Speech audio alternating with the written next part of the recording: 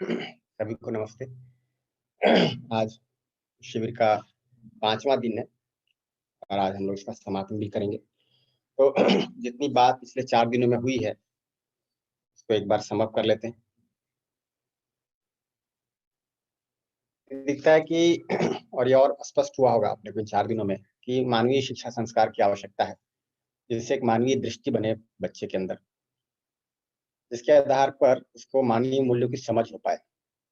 और जब ऐसा होता है तो मानवीय आचरण पूर्वक जी पाता है बच्चा और उसके लिए जो सही हुनर है, उसका चयन कर पाता है, उसको पूरा करने का अभ्यास कर पाता है।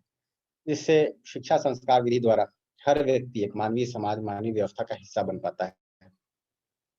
जब मानवीय शिक्षा की बात करते हैं, तो शिक्षा मानवीय कैसे हो, किन बातों को हम कहेंगे कि मानवीय मूल्य है या नहीं है, उसको परखने के लिए कुछ गाइडलाइंस बनाए जा सकते हैं। जैसे एक तो है कि बात सार्वभौमिक हो, हर व्यक्ति के लागू हो। दूसरा, तर्कसंगत हो, मानने का कोई दबाव ना हो, परंतु हर बात को जांचा जा सके, हर बात को तर्क की कसौटी पर परखा जा सके। प्रामाणिक हो और संगीत अथवा व्यवस्था के अर्थ में, जीने के अर्थ में हो। उससे एक संगीत व्यवस्था निकल कर आए जीने में, हमारे व्यवहार में, हमारे कार्य में, परिवार में, आसपास के वातावरण में एक व्यवस्था निकल कर आए। अगर ऐसा इनपुट हम शिक्षा में दे पाते हैं, तो जो हमारी कौशल की शिक्षा है, वो मूल्य आधारित हो पाती है और उससे एक न्यायपूर्ण और न्याय संगत समाज का निर्माण होता है। उसको उन्होंने जब देखना शुरू किया मानव को समझने के लिए कि मानव की कुल आवश्यकता क्या है, अगर उसको देखने जाते हैं तो दिखता है कि 3 तरह की चीज़ों की ज़रूरत है। एक स्वयं में सही समझ, संबंध में सही भाव और आवश्यक सुविधा। ये समझ ही शिक्षा की मुख्य वस्तु है।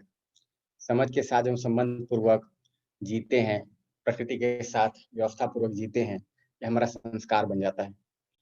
और समझने को देखते हैं तो दिखता है कि जीने का जो पूरा फैलाव है, उस पूरे फैलाव को ठीक-ठीक समझना, मानव को समझना, परिवार में संबंध को समझना, समाज में अपनी भागीदारी को समझना, प्रकृति की अन्य इकाइयों को समझना, उनके साथ परस्पर पूरकता को समझना। और आज हम लोग अस्तित्व की बात करेंगे, पूरे अस्तित्व को समझना। ये पूरा समझने का फैलाव है, इतनी बात समझ ली जाए तो कुछ छूटता नहीं है, परंतु शुरुआत कहाँ से होगी? मैं से होगी, स्वयं से होगी, मानव से होगी। इस पूरे को जोड़कर मानव चेतना कहा। इसी को फैलाते हैं तो दिखता है कि संबंध पूर्वक जब हम जीने जाते हैं, तो हम संबंधों में न्याय को परिभाषित कर पाते हैं, न्यायपूर्वक जी पाते हैं। परिवार से लेकर विश्व परिवार तक न्यायपूर्वक जीने की हमारी एक अर्हता, एक योग्यता विकसित होती है, जिससे हम उभय सुखपूर्वक जीते हुए एक अखंड समाज के आधार बन जाते हैं। वैसे ही स्वयं में समझ के आधार पर हम प्रकृति को भी समझ पाते हैं, प्रकृति में अपनी भागीदारी को समझ पाते हैं, तो परिवार की आवश्यकताओं को भी प्रकृति की व्यवस्था को बनाए रखते हुए हम पूरा कर पाते हैं और विश्व परिवार व्यवस्था के एक हम भाग बन जाते हैं, आधार बन जाते हैं। इससे मानव लक्ष्य की पूर्ति होती है और एक सार्वभौम व्यवस्था तैयार होती है। ये मानव चेतना का कुल फैलाव है। अगर इसको पूरा फैला के देखें तो इसमें कुछ भी छूटता नहीं है। जीने की बात पूरी हो गई, समझने की बात पूरी हो गई और पूरी प्रकृति के साथ हमारी परस्पर पूरकता भी एक परिभाषित हो गई। ये तभी कहेंगे एक मानव की तरह जी पा रहे हैं। तो हम सभी मनुष्य की तरह तो जी रहे हैं। मानव की तरह जीने के लिए इतने को पूरा करना ज़रूरी है। ये संक्रमण हो जाए, अभी जैसा जीना है उसमें अगर हम देखें तो अ, समझ के अभाव में हमने सुविधा को ही संपूर्ण मान लिया है और सुविधा को ही बढ़ाने, बचाने, बनाए रखने में, अधिक से अधिक अर्जित करने में पूरी ऊर्जा लग जाती है। यहाँ से निकल कर हम यदि इस पूरे फैलाव में जी पाएँ, तब हम कहें कि हमारा संक्रमण हुआ, हमारा विकास हुआ, परिमार्जन हुआ। तो अगर हम सिर्फ़ सुविधा के लिए जी रहे हैं, तो चूँकि सुविधा सिर्फ़ पशु के लिए पूरी पड़ पाती है, मनुष्य के लिए पूरी नहीं पड़ती, इसलिए इसको जीव चेतना कहा। इस पूरे को हम सुनिश्चित कर पाएँ, तब कहेंगे मानव चेतना में जीना हो रहा है। और ये परिमार्जन जो है, यही विकास है, ये ट्रांसफ़ॉर्मेशन ही विकास है। अगर ये ट्रांसफ़ॉर्मेशन नहीं हो रहा और सिर्फ़ सुविधा बढ़ रही है, तो सही अर्थ में विकास नहीं हो रहा। प्रस्ताव जो भी जा रहा है यहाँ से, उसको हम अपने आधार पर जब जाँचते हैं और जी कर देखते हैं, तो बात हमको समझ में आती है। तो समझ को सुनिश्चित करने की यही प्रक्रिया है कि जो भी बात हमारे सामने से उसको एक प्रस्ताव के रूप में लें, उसको अपने अधिकार पे जाँचें और जी कर देखें, जिससे बात हमारी समझ में आए। ये जी कर देखना बहुत महत्वपूर्ण है। कई बार प्रस्ताव हमारे सामने आता है और हम उसे जाँचने का प्रयास करते हैं। बट ऐसा हो सकता है कि उसको हमने जाँचा नहीं, सिंपली विचार किया है उसके ऊपर और ब विचार में बात ठीक जमी है। ये बात पूरी नहीं पड़ती। क्या होता है, विचार में अगर कोई बात हमको ठीक लगे और हम उसको जाँच ना पाएँ, तो कल को हमारे विचारों में हमें शंका उत्पन्न होने लगती है, क्योंकि देखना नहीं हुआ, समझना नहीं हुआ ना, सिर्फ़ विचार किया गया है। तो विचार बदलते रहते हैं। तो जब हम ये कोई बात सुनते हैं तो हमको बात ठीक लगती है और ये बात लगती भी है कि हाँ, ऐसा होना चाहिए। परंतु आगे जाते हैं तो इसके ऊपर शंका आने लगती है या जीने में कठिनाइयाँ आने लगती हैं, जीने में बनता नहीं है वैसा। तो इसका सीधा मतलब है कि अभी जाँचना भी नहीं हुआ। तो स्वयं में जाँचना और जी कर देखना, ये दोनों महत्वपूर्ण है। जाँचने जाते हैं तो जी कर देखने की आवश्यकता दिखती है। जीने जाते हैं तो लगता है अभी पूरा समझा नहीं, इसलिए और जाँचना पड़ेगा। तो एक रिकर्सिव प्रोसेस का है ना, जिसमें बार-बार उसी काम को करते हुए, जाँचते हुए और जी कर देखते हुए, हम ऐसी स्थिति में आ जाते हैं कि हमको दिखता है कि हाँ, ऐसा ही है, इसके अन्यथा कुछ भी नहीं है। इसको समझ नाम दिया, कि हमको दिख जाए कि ऐसा ही है, उसपे कोई शंका ना रह जाए, कोई अंतर्द्वंद ना रह जाए, कुछ रहस्य ना रह जाए, स्पष्ट हो जाए, जैसा है वैसा दिख जाए। और जब हम ऐसा सुनिश्चित कर पाते हैं, तभी हम कहेंगे कि हमने अपने लक्ष्य को पूरा किया। मानव की मूल चाहना देखें तो सुख समृद्धि पूर्वक जीना है, निरंतर सुख समृद्धि पूर्वक जीना है। सुख का मतलब देखें तो ये दिखता है कि संगीत या व्यवस्था में होना सुख है। हमारे विचारों में संगीत हो, हमारे भाव में संगीत हो, हमारे व्यवहार में संगीत हो, लय हो, व्यवस्था हो, हार्मनी हो, ऐसा ही चाहते हैं। ऐसी की निरंतरता चाहते हैं। समृद्धि का मतलब जो भी सुविधा की आवश्यकता है हमें, उसकी आवश्यकता की पहचान ठीक से हो जाए। कौन-सी सुविधा की आवश्यकता है, कितनी आवश्यकता है और उससे अधिक की उपलब्धि या उत्पादन का भाव हमारे अंदर हो, तब हम समृद्ध महसूस करते हैं। तो मूल चाहना तो हम सबकी यही है, निरंतर सुख, निरंतर समृद्धि। इसको पूरा करने में हम लगे हुए हैं। यही है कि हमने अगर सुख को ठीक-ठीक समझा है, तो उसको पूरा कर पाएँगे। समृद्धि को ठीक-ठीक समझा है, तो पूरा कर पाएँगे। जब सुख को नहीं समझते हैं, तो क्षणिक रूप से सुखी होने के लिए हम बहुत सारी योजनाएँ, कार्यक्रम बनाते हैं। उसमें दिखता है कि ना तो निरंतरता है, ना निश्चितता है। वैसे ही समृद्धि को नहीं समझते हैं, तो सुविधा संग्रह के लिए बहुत सारी योजना, कार्यक्रम बनाते हैं और बहुत सारा संग्रह करके भी समृद्धि का भाव नहीं दिखता अपने अंदर। इसलिए समझना मनुष्य की एक मौलिक आवश्यकता है। समझे बगैर हम कोई भी कार्यक्रम बनाते हैं ना, उसमें हम चूक करते हैं, गलतियाँ करते हैं। समझना एक दिन में हो जाएगा ऐसा नहीं है, परंतु समझने पे अगर हमने एक प्रायोरिटी फिक्स कर दी कि समझना पहली प्रायोरिटी है और जो भी करना है समझने के अर्थ में करना है, समझ कर करना है, तो हमारा कार्यक्रम निश्चित हो जाता है। फिर हम बहुत सारी चीज़ों से जहाँ उलझ सकते थे, बच जाते हैं और जो करने योग्य चीज़ें हैं उसको कर पाते हैं। तो सुख क्या है इसको समझना ज़रूरी है, समृद्धि क्या है इसको समझना ज़रूरी है। समझने जाते हैं तो मानव जो हमारे जीने का पहला स्तर है, उसको समझना शुरू करते हैं और दिखता है कि मानव का मतलब मैं और शरीर 2 तरह की इकाइयाँ हैं। मैं एक चैतन्य इकाई हूँ, शरीर एक जड़ इकाई है, दोनों का सह-अस्तित्व है। मेरी हर आवश्यकता निरंतर है, मेरी हर क्रिया निरंतर है। शरीर की हर आवश्यकता सामयिक है, हर क्रिया सामयिक है। शरीर में अगर निर्वाह प्रक्रिया को देखें तो 2 ही चीज़ें दिखाई देती हैं, पहचानना, एक निर्वाह करना। मैं अगर अपने अंदर देखता हूँ, तो मुझे दिखता है कि मेरे अंदर कम से कम मानने की क्रिया तो होती है। जो जैसा मानता हूँ, वैसा ही पहचानना, निर्वाह करना होता है। जानने का काम हो जाए, तो मानना निश्चित हो जाता है। जानने काम ना हो, तो मानना अनिश्चित बना रहता है। और मनुष्य की कुल समस्या इतनी ही है कि जानना नहीं हुआ है, इसलिए मानना अनिश्चित बना हुआ है, इसलिए पहचानना, निर्वाह करना अनिश्चित बना हुआ है, इसलिए आचरण अनिश्चित बना हुआ है। इसलिए हमें अपने भाव विचार का भी सुख नहीं मिलता, अगले के साथ जीते हैं, तो उसको भी सुख नहीं मिलता, हमें भी सुख नहीं मिलता। तो ये मानना जो है, ये जानने के आधार पे निश्चित हो जाए, इतना ही कुल करने का काम है। इसी काम को अभी हम कर रहे हैं इस वर्कशॉप के माध्यम से भी। तो मैं एक चैतन्य इकाई हूँ, ये समझ में आता है। शरीर एक जड़ इकाई है और चैतन्य और जड़ ये 2 अलग तरह की इकाइयाँ हैं, दोनों का सह-अस्तित्व बना हुआ है, इतना ही है। जड़ चैतन्य का भाग नहीं हो सकता, चैतन्य जड़ का भाग नहीं हो सकता। 2 तरह की इकाइयाँ हैं, दोनों का सह-अस्तित्व है। फिर हम सब इस बात को समझने के साथ-साथ हम स्वयं को समझने जाते हैं, स्वयं में संगीत या व्यवस्था। तो अपनी ओर ध्यान देते दिखता है कि मेरे अंदर कल्पनाशीलता चल रही है, बहुत सारी क्रियाएँ चल रही हैं और जो भी मेरे अंदर कल्पनाशीलता चल रही है, उसके 3 स्रोत हो सकते हैं। एक तो कोई मान्यता हो, कोई संवेदना हो, तीसरा एक स्रोत है हमारी अपनी साहस स्वीकृति। तो देखते हैं तो पता लगता है कि अगर मैं किसी मान्यता के आधार पर कल्पना कर रहा हूँ, यानी इच्छा कर रहा हूँ, विचार कर रहा हूँ, आशा कर रहा हूँ, तो मैं परतंत्र हूँ, क्योंकि मेरे सुख का स्रोत बाहर है।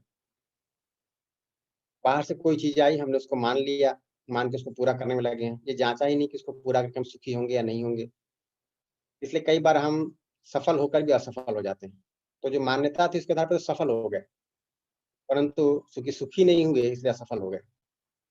वैसे ही संवेदनाओं को आधार बनाकर जब हम सुखी होने जाते हैं, तो फिर हम परेशान होते हैं, दुखी होते हैं, क्योंकि ये संवेदना भी कहीं बाहर से आ रही है।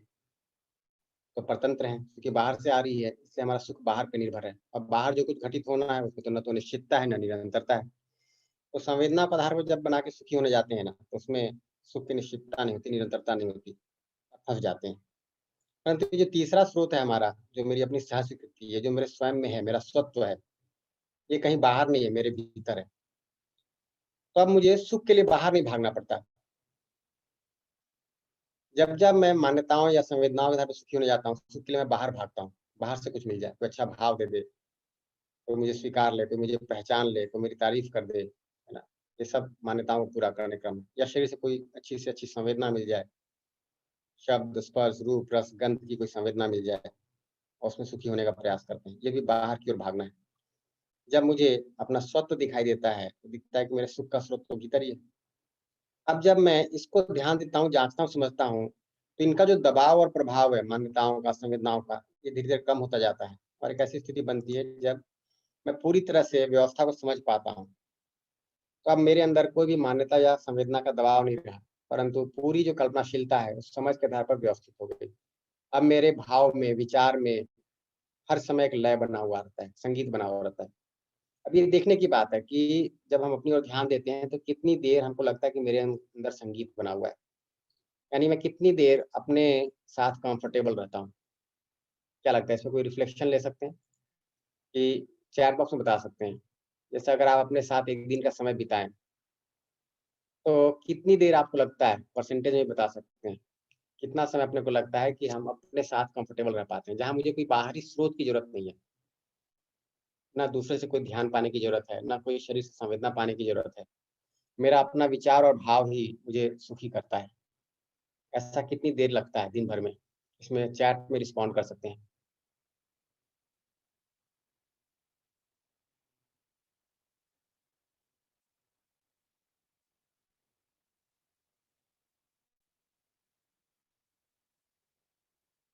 बढ़िया, वरना जी कर रही हैं, समीरा जी कर रही हैं पूरे समय, अभय जी कर रहे हैं 70%।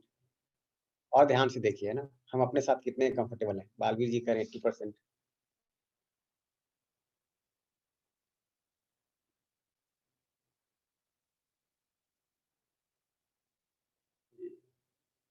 इसको देखना शुरू करें कि आप अपने साथ कितने कंफर्टेबल हैं। मज़े की बात ये है कि अगर आप अपने साथ कंफर्टेबल नहीं हैं, तो हम दूसरे के साथ भी कंफर्टेबल नहीं हो पाते। तो थोड़ा और आराम-आराम से देखें, है ना? बहुत हड़बड़ी करने की ज़रूरत नहीं है कि कितनी देर हमको सुख के लिए बाहर नहीं भागना पड़ता।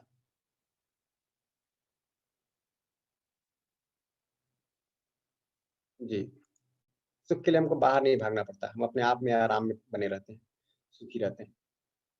इसका प्रमाण ये होगा कि जब हम व्यवहार करने जाते हैं किसी के साथ, तो हमारे व्यवहार से अगले को सुख मिलेगा। जब कोई कार्य करने जाते हैं, तो कार्य से व्यवस्था बनेगी। हमारा कार्य व्यवस्थित ढंग से हो पाएगा। तो ऐसी स्थिति जब हमारी बन जाती है ना, तो सुख की निरंतरता हो जाती है। जब पूरी कल्पनाशीलता हमारी समझ के आधार पर निश्चित हो पाती है, व्यवस्थित हो पाती है। इसके साथ हम लोगों ने फिर शरीर की मैं के साथ व्यवस्था की बात की, जैसे समृद्धि और स्वास्थ्य पे स्पष्टता बनी। तो दिखता है कि शरीर एक जड़ इकाई है, मैं चैतन्य इकाई हूँ। ये शरीर जो है, ये मेरे एक साधन के रूप में काम कर रहा है। जब ये मुझे दिखता है कि शरीर साधन के रूप में काम कर रहा है, तो मैं शरीर के प्रति ज़िम्मेदार होता हूँ। ज़िम्मेदार होता हूँ तो मैं 3 लक्ष्य के लिए, 3 प्रयोजनों से शरीर के प्रति ज़िम्मेदार हो जाता हूँ। एक तो शरीर के पोषण के प्रति, दूसरा शरीर के संरक्षण के प्रति, तीसरा सदुपयोग के प्रति। तो शरीर के पोषण के लिए भोजन की आवश्यकता है, अपने को दिखता है। शरीर के संरक्षण के लिए कपड़े, मकान की आवश्यकता है। शरीर के सदुपयोग के लिए साधन की आवश्यकता है। और ध्यान देते हैं तो दिखता है कि ये तीनों ही सीमित मात्रा में चाहिए।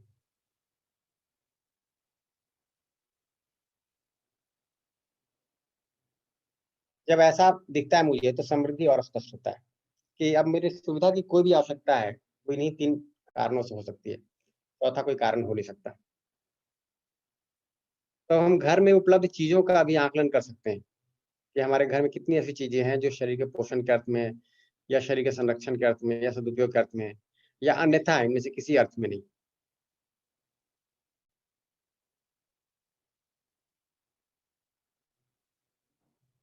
तो आपको दिखाई देगा कि इन तीनों पर्पजेज़ से जो सुविधा की आवश्यकता है, वो सीमित मात्रा में है। तो जब मैं सुविधा की आवश्यकता को ठीक से पूरा करता हूँ, तो शरीर में स्वास्थ्य बना रहता है। स्वास्थ्य बने रहने का मतलब शरीर मय के अनुसार कार्य कर पाता है और शरीर के सभी अंग-प्रत्यंगों में व्यवस्था हो पाती है। तो समृद्धि और स्वास्थ्य दोनों के लिए कार्यक्रम यहाँ एक निष्कर्ष के रूप में निकलता है। तो समृद्धि के लिए दिखता है कि मुझे सुविधा की आवश्यकता की पहचान करनी है और उससे अधिक अपने को उत्पादन करना है, ताकि उस सुविधा की आवश्यकता पूरी हो जाए। तो आवश्यक सुविधा का निर्धारण करता हूँ, जो सही समय से हो पाता है, और उससे अधिक की उपलब्धि या उत्पादन का भाव सुनिश्चित कर पाता हूँ, जो भौतिक रासायनिक वस्तुओं से होता है। मैं कितना समृद्ध हूँ, ये इस बात से तय होता है कि मैं दूसरे का पोषण कितना सोचता हूँ। अगर मैं दूसरे का शोषण करने की सोच रहा हूँ, यानी समृद्धि का भाव नहीं है। तो मैं यदि पोषण करने की सोच रहा हूँ, तब तो मैं समृद्ध हूँ। अगर शोषण करने की सोच रहा हूँ, तो समृद्धि नहीं हूँ। वैसे अगर सदुपयोग का सोचता हूँ, तो कह सकते हैं कि हाँ, समृद्ध हूँ। अगर संग्रह और करने की सोचता हूँ, तो दरिद्र हूँ। स्वास्थ्य के लिए अगर कार्यक्रम को देखें, तो दिखता है कि स्वास्थ्य के लिए 4 प्रकार के कार्यक्रम हैं। पहला जो कार्यक्रम आहार-विहार का है, दूसरा श्रम व्यायाम का है, तीसरा आसन प्राणायाम का है, चौथा औषधि और चिकित्सा का है। तो जो नियमित रूप से करने के लिए काम है, वो आहार, विहार और श्रम का है। इतने करते हुए शरीर की अगर आवश्यकता नहीं पूरी हो पा रही ठीक से, तो हम फिर व्यायाम कर सकते हैं, आसन कर सकते हैं, प्राणायाम कर सकते हैं। इनके बाद भी यदि शरीर बीमार पड़ जाता है, तो औषधि ले सकते हैं और आखिरी विकल्प है कि हम उपचार या शल्य चिकित्सा के लिए जा सकते हैं।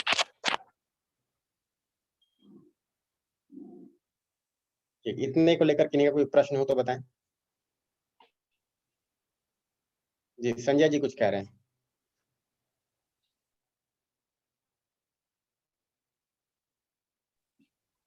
धोखे से हो गया था सर, सॉरी। अच्छा, ठीक है।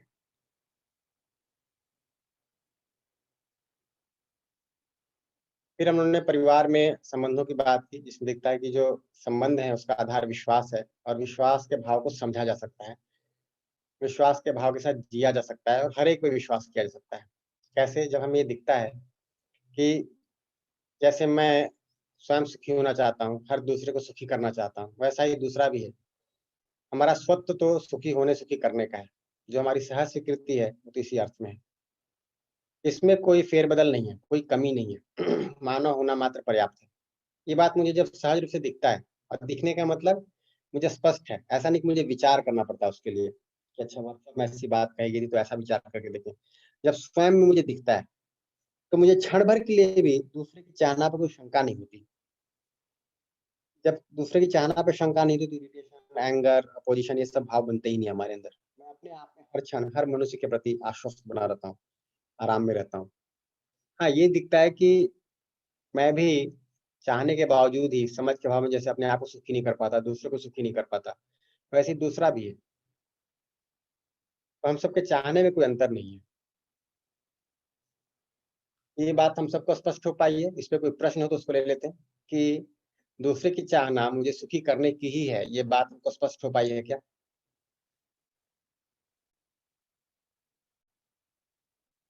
अगर स्पष्ट हो गई है तो हम हाँ कह दें चैट बॉक्स में। स्पष्ट है सर। जिस प्रकार से मैं अपने आप को लगता है कि मेरी भावना है कि दूसरा सुखी रहे, तो इसी प्रकार उस जगह दूसरे व्यक्ति की जगह हम अपने आप को रख करके सोचे, तो वही भावना उसके अंदर भी है, जो अंतिम जो कहने के सहज स्वीकृति के आधार पर कि दूसरा ही वही चाहता है, अपने को सुखी रखना चाहता है और दूसरों को भी सुखी करना चाहता है। बिल्कुल, बिल्कुल। यही बात हमको स्पष्ट रूप से दिखना है। डॉक्टर साहब, राजेंद्र बोल रहा हूँ। जी। डॉक्टर साहब, खुद को समझना और क्लियरिटी के साथ समझना, ये काफ़ी चीज़ें स्पष्ट हो पा रही हैं।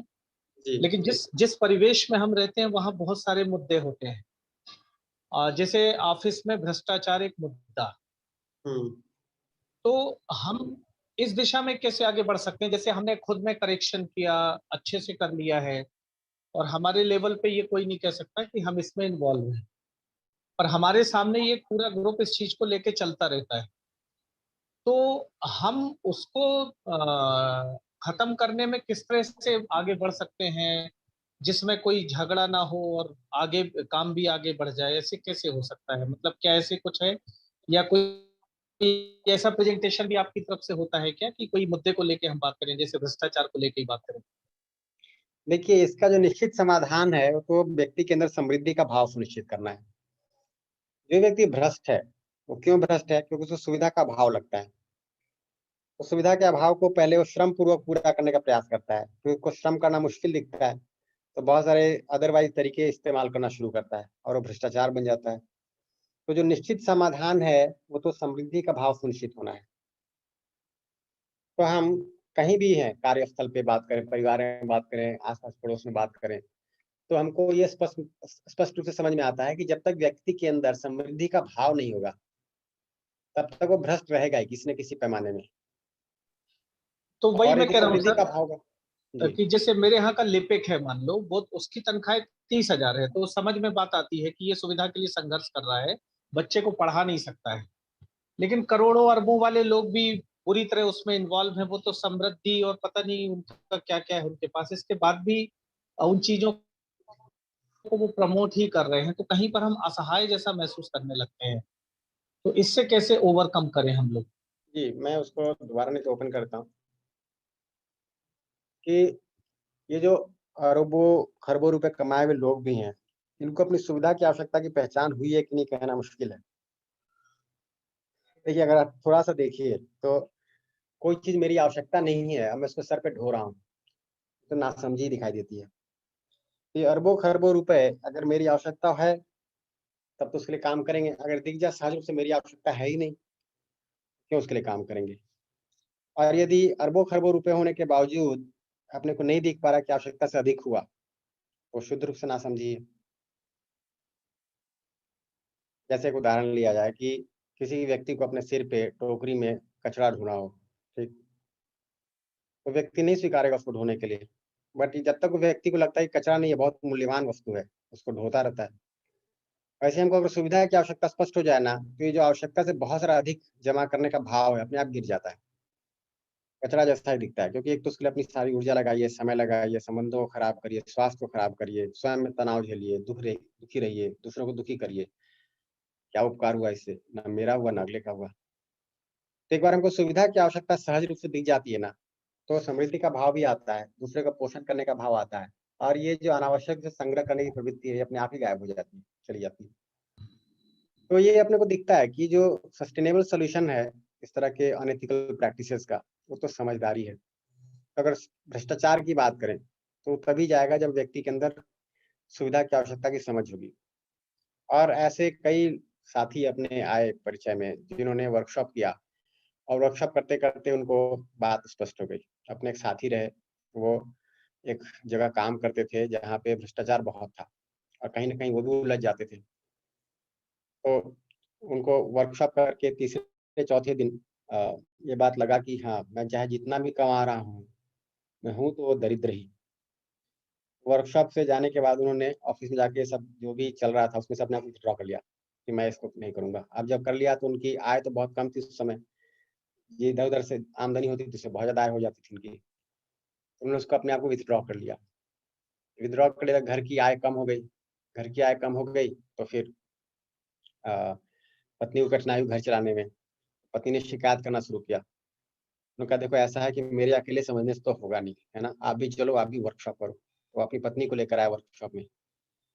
फिर उनका छोटा बच्चा था, थोड़ा बहुत उसके भी ग्रजेज आने लगे, उस छोटे बच्चे को भी लेकर आए। फिर पति, पत्नी, बच्चा सबने वर्कशॉप ही कर लिया। अब इन तीनों की स्वीकृति बन गई कि हाँ, ये जीना तो ठीक है। इसमें सुख भी है, समाधान भी है, आपस में संबंध भी अच्छा रहेगा। तो उसमें ये स्थिति बन गई कि जहाँ वो पहले अपनी एक कार में चलते थे, अब वो एक स्कूटर ले आए, मोटरसाइकिल पे चलने लगे। जहाँ इतना बड़ा मकान बना रखा था उसके एक हिस्से में रहकर बाकी 2 हिस्सों को उन्होंने किराए पे उठा दिया ताकि उनके घर की आय पूरी हो पाए।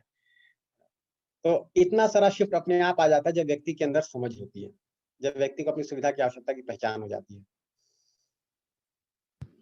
डॉक्टर साहब, मतलब हर आदमी को इस प्रक्रिया से जब गुजरेगा, तब जाके उसको ये बात समझ में आ सकती है ना?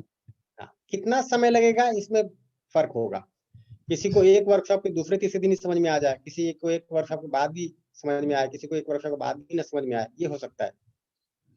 इसमें थोड़ा सा फर्क हो सकता है जी। तो डॉक्टर साहब एक केवल अपेक्षा है कि जैसे हमने 5 दिन ये बात की है, तो इसको लेके 2 महीने या 3 महीने या 6 महीने बाद एक फॉलो अप वर्कशॉप होगी तो बहुत अच्छा रहेगा। बिल्कुल, और बहुत अच्छा उसमें सुझाव है। और मुझे थोड़ा-सा डॉक्टर साहब कहने की जरूरत नहीं है, आप मुझे नाम से ही पुकार लीजिए। जी, तो बिल्कुल अच्छा रहेगा। हम लोग तो चाहेंगे, देखिए एक वर्कशॉप में हमने कोई बात सुनी और पहले वर्कशॉप में तो बात अच्छी लगती है अपने को कि हाँ, अच्छी बात है ना? थोड़ा बहुत समझ में आना भी शुरू होता है। दूसरे वर्कशॉप में ठीक से समझ में आता है कि अभी बहुत कुछ समझना शेष है। अभी तो हमने सुना है, विचार किया है, विचार में बात अच्छी लगी है, परंतु उन बातों को जाँचना समझना तो अभी शेष है और अभी तो काम शुरू होना है। ये तो आगे हाँ चल के दूसरे वर्कशॉप में समझ में जी आता है। जी। सर, सुबह हम चर्चा कर रहे थे ना, कल आपने जब दया, कृपा और करुणा और इसके बारे में बताया था, जी। तो ऐसे लग रहा था जैसे आपने चीजों को बिल्कुल क्रिस्टल क्लियर कर दिया है। लेकिन जब मैं भाव के स्तर पर देखता हूँ ना, तो उलझ जाता हूँ। मतलब मेरे को ऐसे लगता है कि इन चीजों को महसूस करना बहुत अच्छे से महसूस की जा सकती है, लेकिन इसको डिफरेंशिएट करना बहुत कठिन हो जाता है। वही। तो जब हम जीते हैं ना, वो जो जाँचना और जी कर देखना, दोनों बातें महत्वपूर्ण हैं। जब हम जीने जाते हैं, जब परिस्थितियाँ हमारे सामने आती हैं, तो हम नए सिरे से उनका विश्लेषण करते हैं। जब विश्लेषण करते हैं, तो हमारे अंदर नए-नए प्रश्न बनते हैं। अगर हमको बात समझ में आई, तब तो उन प्रश्नों का उत्तर सहज रूप से मिल पाता है, नहीं तो उलझ जाते हैं। और इस समझ को पूरा करने के लिए इन बातों पे बार-बार ध्यान देना, जाँचना, जी कर देखना आवश्यक है। तो इनफैक्ट इसको तो हम एक कार्यक्रम बना सकते हैं कि भई, दिन भर में इतना समय तो समझने के लिए लगना ही है। ये डॉक्टर बात साहब, एक समझ। निवेदन के साथ आपसे केवल लास्ट बात करूंगा, सभी साथी फिर बात करेंगे। जी। अ, अगर मान लो फ्यूचर में कभी ऐसे होता है कि हमारे यहाँ कोई 100 लोगों का ग्रुप है और वो चाहता है कि वो सीधे आपसे जुड़ के 5 दिन या 6 दिन की वर्कशॉप करे, तो कैसा संभव हो सकता है? हाँ, क्यों नहीं? मतलब उसमें रिसोर्स पर्सन मैं रहूँ या कोई और साथी रहें, बट हाँ, आगे तो कोई इसको भी करना रहे। है ना। जी, जी आगे जी। तो करना ही है इसको, बिल्कुल, बिल्कुल करना है। Okay, thank you sir. तो इसको एक अनवरत कार्यक्रम के रूप में लेके चल सकते हैं हम लोग। जी, जरूर सर, थैंक यू। जी। लखन लाल जी ने हैंड रेज़ किया है। जी, मेरा सवाल इसी को और आगे ले जाने का है। इन कार्यक्रम से वस्तुतः जो परिवर्तन समाज में चाहते हैं, खुद में चाहते हैं, और जैसे कि अभी जिन जी बता रहे थे, मैं ठीक हो गया हूँ, लेकिन जो अरमो खरमो है वो ठीक नहीं है। तो मेरा मौलिक प्रश्न आपसे भी है और इसके पहले इनिशिएटिव ऑफ चेंज से भी मेरा ये था, पंचगनी पुणे से, कि हम 40 लाख के लिए काम कर रहे हैं, ठीक है, चलता रहे, लेकिन अगर हम उन सिर्फ एक साल में देश में लगभग 400 आईएएस आईपीएस होते हैं, इससे ज्यादा नहीं होते। एक स्टेट में ज्यादा से ज्यादा 400 विधायक होते हैं। अगर हम उनके साथ क्यों नहीं कर रहे, उनमें सहज स्वीकृति आ जाए, तो ये जो 40 लाख की मेहनत है, ये इतनी उसकी आवश्यकता शायद ना पड़े। ठीक है, नीचे से भी चले, ऊपर से क्यों शुरू नहीं है, नीचे से तो चालू। मैं थोड़ा इसको आपको स्पष्ट कर दूँ कि इन स्तरों पे बैठे हुए लोगों से ही बात हुई है और उन लोगों की बात परंतु ये कहते हैं कि वो लोग हमें सुविधाओं को नहीं वोट देते हैं। पहले आप उनको समझाओ, हम उनके दबाव में हैं। तो बात दोनों तरफ हो रही है ना? अगर आप देखें तो इनफैक्ट इसलिए हमने शिक्षा में काम करना शुरू किया कि शिक्षा से ही हर व्यक्ति तैयार होता है। तो ऐसा नहीं है कि जो ऊपर बैठे हुए लोग हैं सिर्फ वही गलती कर रहे हैं। उनको भी नीचे बैठे हुए लोगों के बहुत सारी इच्छाओं को पूरा करने का दबाव है और समझ का भाव दोनों तरफ है। तो मिला-जुला कर समाज की स्थिति बिगड़ जाती है। तो अभी हमको ऐसा लगता है कि जो ऊपर बैठे हुए लोग हैं ज़्यादा गलत हैं, जो नीचे बैठे हुए लोग हैं कम गलत हैं। परंतु अगर आप ठीक से ऑब्जर्व करेंगे तो वो भी अपनी स्थिति से दुखी हैं, परेशान हैं। वो भी उससे बाहर निकलना चाहते हैं। ऐसा कई लोगों ने स्पष्ट रूप से कहा भी है संवाद में, उससे बाहर निकलना चाहते हैं। परंतु यदि उससे बाहर निकलेंगे तो फिर जो उनको लोगों की एक सहमति मिलती है, उनका जो चयन किया जाता है वो नहीं हो पाएगा। तो कुल मिला के स्थिति ऐसी बन जाती है कि दोनों एक-दूसरे का शोषण कर रहे होते हैं, दोनों एक-दूसरे से दुखी परेशान रहते हैं। परंतु ये बात ठीक है, अपने को हर स्तर पे बात पे जाने की जरूरत है ना? अभी भी जिन स्तर पे बात हो रही है, जैसे आप लोग से बात हो रही है, तो आप समाज के एक बहुत बड़े हिस्से के ऊपर बैठे हुए लोग हैं। आपसे ऊपर कुछ लोग होंगे, है ना? परंतु आप भी समाज में बहुत ऊपर हिस्से में बैठे हुए लोग हैं और आपके नीचे बहुत सारे लोग हैं जिन तक बात पहुँचाने की ज़रूरत है। अभी हम वहाँ नहीं पहुँच पा रहे। जैसे अगर बिल्कुल ग्रामीण क्षेत्रों में देखें, आदिवासी क्षेत्रों में देखें, तो वहाँ भी बात पहुँचाने की ज़रूरत है। तो बात की आवश्यकता तो हर जगह है, इस समझ की आवश्यकता तो हर जगह है। अगर हम शिक्षा को चुनते हैं तो एक निश्चित कार्यक्रम बनता है, जिस पे बात करेंगे हम लोग। जहाँ तक मेरा पिछले 20-25 जी, वर्षों में प्रयास की बात है, हम लोगों ने तो लगभग-लगभग समाज के हर हिस्से के साथ काम किया। जेल के कैदियों के साथ किया। इनफैक्ट धीरेन्द्र भैया हैं, अभी समय का थोड़ा अभाव है, नहीं तो शेयर भी कर सकते हैं कि किस तरह से जेल के कैदियों के साथ भी काम हुआ, ब्यूरोक्रेट्स के साथ भी काम हुआ। उसमें मिनिस्टर्स भी कई बार आकर सुन पाए उस बात को। तो इस तरह का काम तो हर स्तर के साथ हुआ ही है। गाँव के लोगों के साथ काम हुआ। एक बार झाबुआ में ऐसा था कि सुबह से लेकर रात तक वर्कशॉप चलते थे और छोटे-बड़े मिलाकर वर्ष भर में कम से कम 300 वर्कशॉप हुए होंगे। कुछ इस तरह का आंकड़ा था। तो इस तरह के बहुत सारा काम हुआ है पास्ट में, है ना? और अभी भी अपने को सारा प्रयोग करते हुए दिखाई देगा कि जब तक आप शिक्षा में नहीं लेकर आते हैं इसको, तब तक लोगों को बात अच्छी लगती है, लोग प्रभावित होते हैं, परंतु उससे कोई व्यवस्था निकल कर नहीं आती। जी। मेरा सवाल इतना है कि जैसे आप जेल की बात करते हो, तो मैंने भी छतरपुर जिला जेल में कई सेशन किए हैं और उनकी स्वीकारोक्ति तक मिली है और अदालतों में मैंने जजेस के साथ भी काम किया है, ऐसी अल्पविराम को लेकर। मेरा ये है कि जो आप नीचे से जो प्रोसेस है, वो गलत मैं बिल्कुल नहीं कह रहा हूँ, वो अनिवार्य है और चलती रहना चाहिए। लेकिन इसका रिजल्ट हो सकता है 50 साल बाद आए और जो ऊपर से चल रही है, उसका रिजल्ट 1 साल में ही मिल सकता है, 2 साल में मिल सकता है। ये मेरे कहने का ठीक बात है ना, उसके लिए प्रयास किया जाए। जैसे एमपी के लिए हम लोग सोचे कि एमपी में जो भी अपने को लगता है कि ऊपर बैठे हुए लोग हैं, उनके साथ थोड़ी बातचीत की जाए, एक वातावरण बनाया जाए, उसके लिए काम करेंगे फिर, है ना? हो सकता है, क्यों नहीं हो सकता है। परंतु वही है कि समस्या आपको हर जगह दिखाई देगी और अ, इनफैक्ट मैं एक इंटरेस्टिंग घटना आपसे शेयर करूँ कि जब बिलासपुर में हम लोग वर्कशॉप कर रहे थे एक समय, ये 1997 की बात है, 1997 के मार्च की बात है। तो सुबह में 9 बजे से 1 बजे तक बिलासपुर जेल के कैदियों के लिए वर्कशॉप होता था और 3 बजे से 7 बजे तक वहाँ जो भी ब्यूरोक्रेट्स हैं, लॉयर्स हैं, पत्रकार हैं, इन सब लोगों के साथ वर्कशॉप होता था। तो जब हम लोग जेल में वर्कशॉप करते थे, तो जेल के कैदी कहते थे कि आप हम लोग को क्यों समझा रहे हो? हम लोग ठीक-ठाक लोग हैं। ये बाहर जो है ना, ये बदमाश लोग हैं, इनके कारण हम लोग यहाँ अंदर आए हैं। और जब हम लोग ब्यूरोक्रेट्स से बात करते थे, तो लोग कहते आप हम लोग क्यों समझो, ठीक-ठाक लोग हैं, समाज के सभ्य लोग हैं। आप जेल के कैदियों के लिए कर रहे हैं, बहुत अच्छी बात है। तो अभी हर व्यक्ति को लगता है कि दूसरा ठीक हो जाए। तो ऐसा नहीं है। इनफैक्ट हम अपने ऊपर काम करना शुरू करेंगे तो दिखाई देगा कि मुझे अपने ऊपर ही बहुत सारा काम करना शेष है। और जितना-जितना हम निष्ठापूर्वक अपने में समझ के लिए काम करते हैं, उतना ही हम दूसरा जो अपने ऊपर काम कर रहा है उसको अप्रिशिएट कर पाते हैं। इनफैक्ट ये जो इंटेंशन पे एश्योरेंस है ना, इम्पोर्टेंट पार्ट है कि जब हमको हर एक की चाहना पे आश्वस्ति होती है और हम अपनी योग्यता को बढ़ाने जाते हैं, ये जो दाईं तरफ लिखा है, तब दूसरा भी कितना योग्य है उसका आकलन कर पाते हैं, दूसरा भी अपनी योग्यता को बढ़ाने का प्रयास कर रहा है, इसका भी हम सम्मान कर पाते हैं।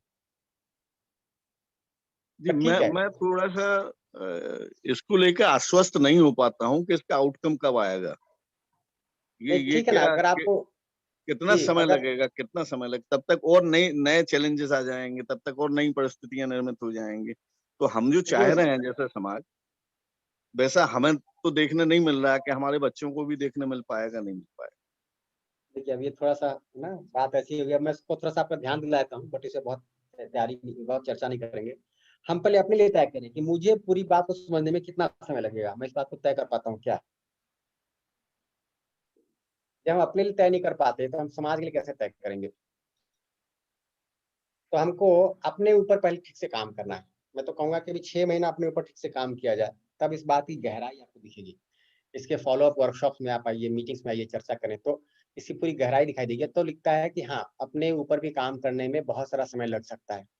तो फिर ये हड़बड़ी जो है ना कि समाज में सब कुछ ठीक हो जाए, ये हड़बड़ी चली जाती है।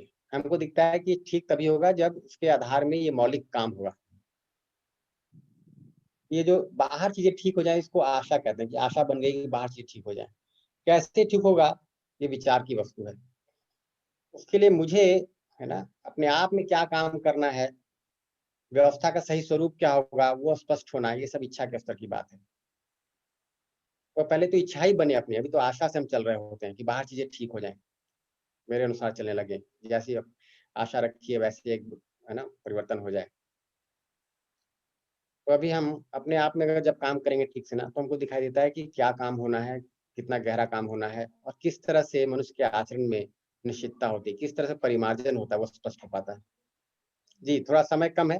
धीरेन्द्र भैया ने हैंड रेज किया, धीरेन्द्र भैया को सुन लेते हैं। धीरेन्द्र भैया को सुनते हैं। मैं भैया बस एक बहुत छोटी सी बात कहना चाह रहा हूँ कि ये जो पहली बार जब मैंने भी जब युद्ध का जब प्रस्ताव आपने आया जब शिविया, तो उसके बाद एक बहुत खूब सारी आशा और उमंग और उत्साह उमड़ता है, और बहुत कुछ अव्यवस्था में तो मैं भी नहीं था।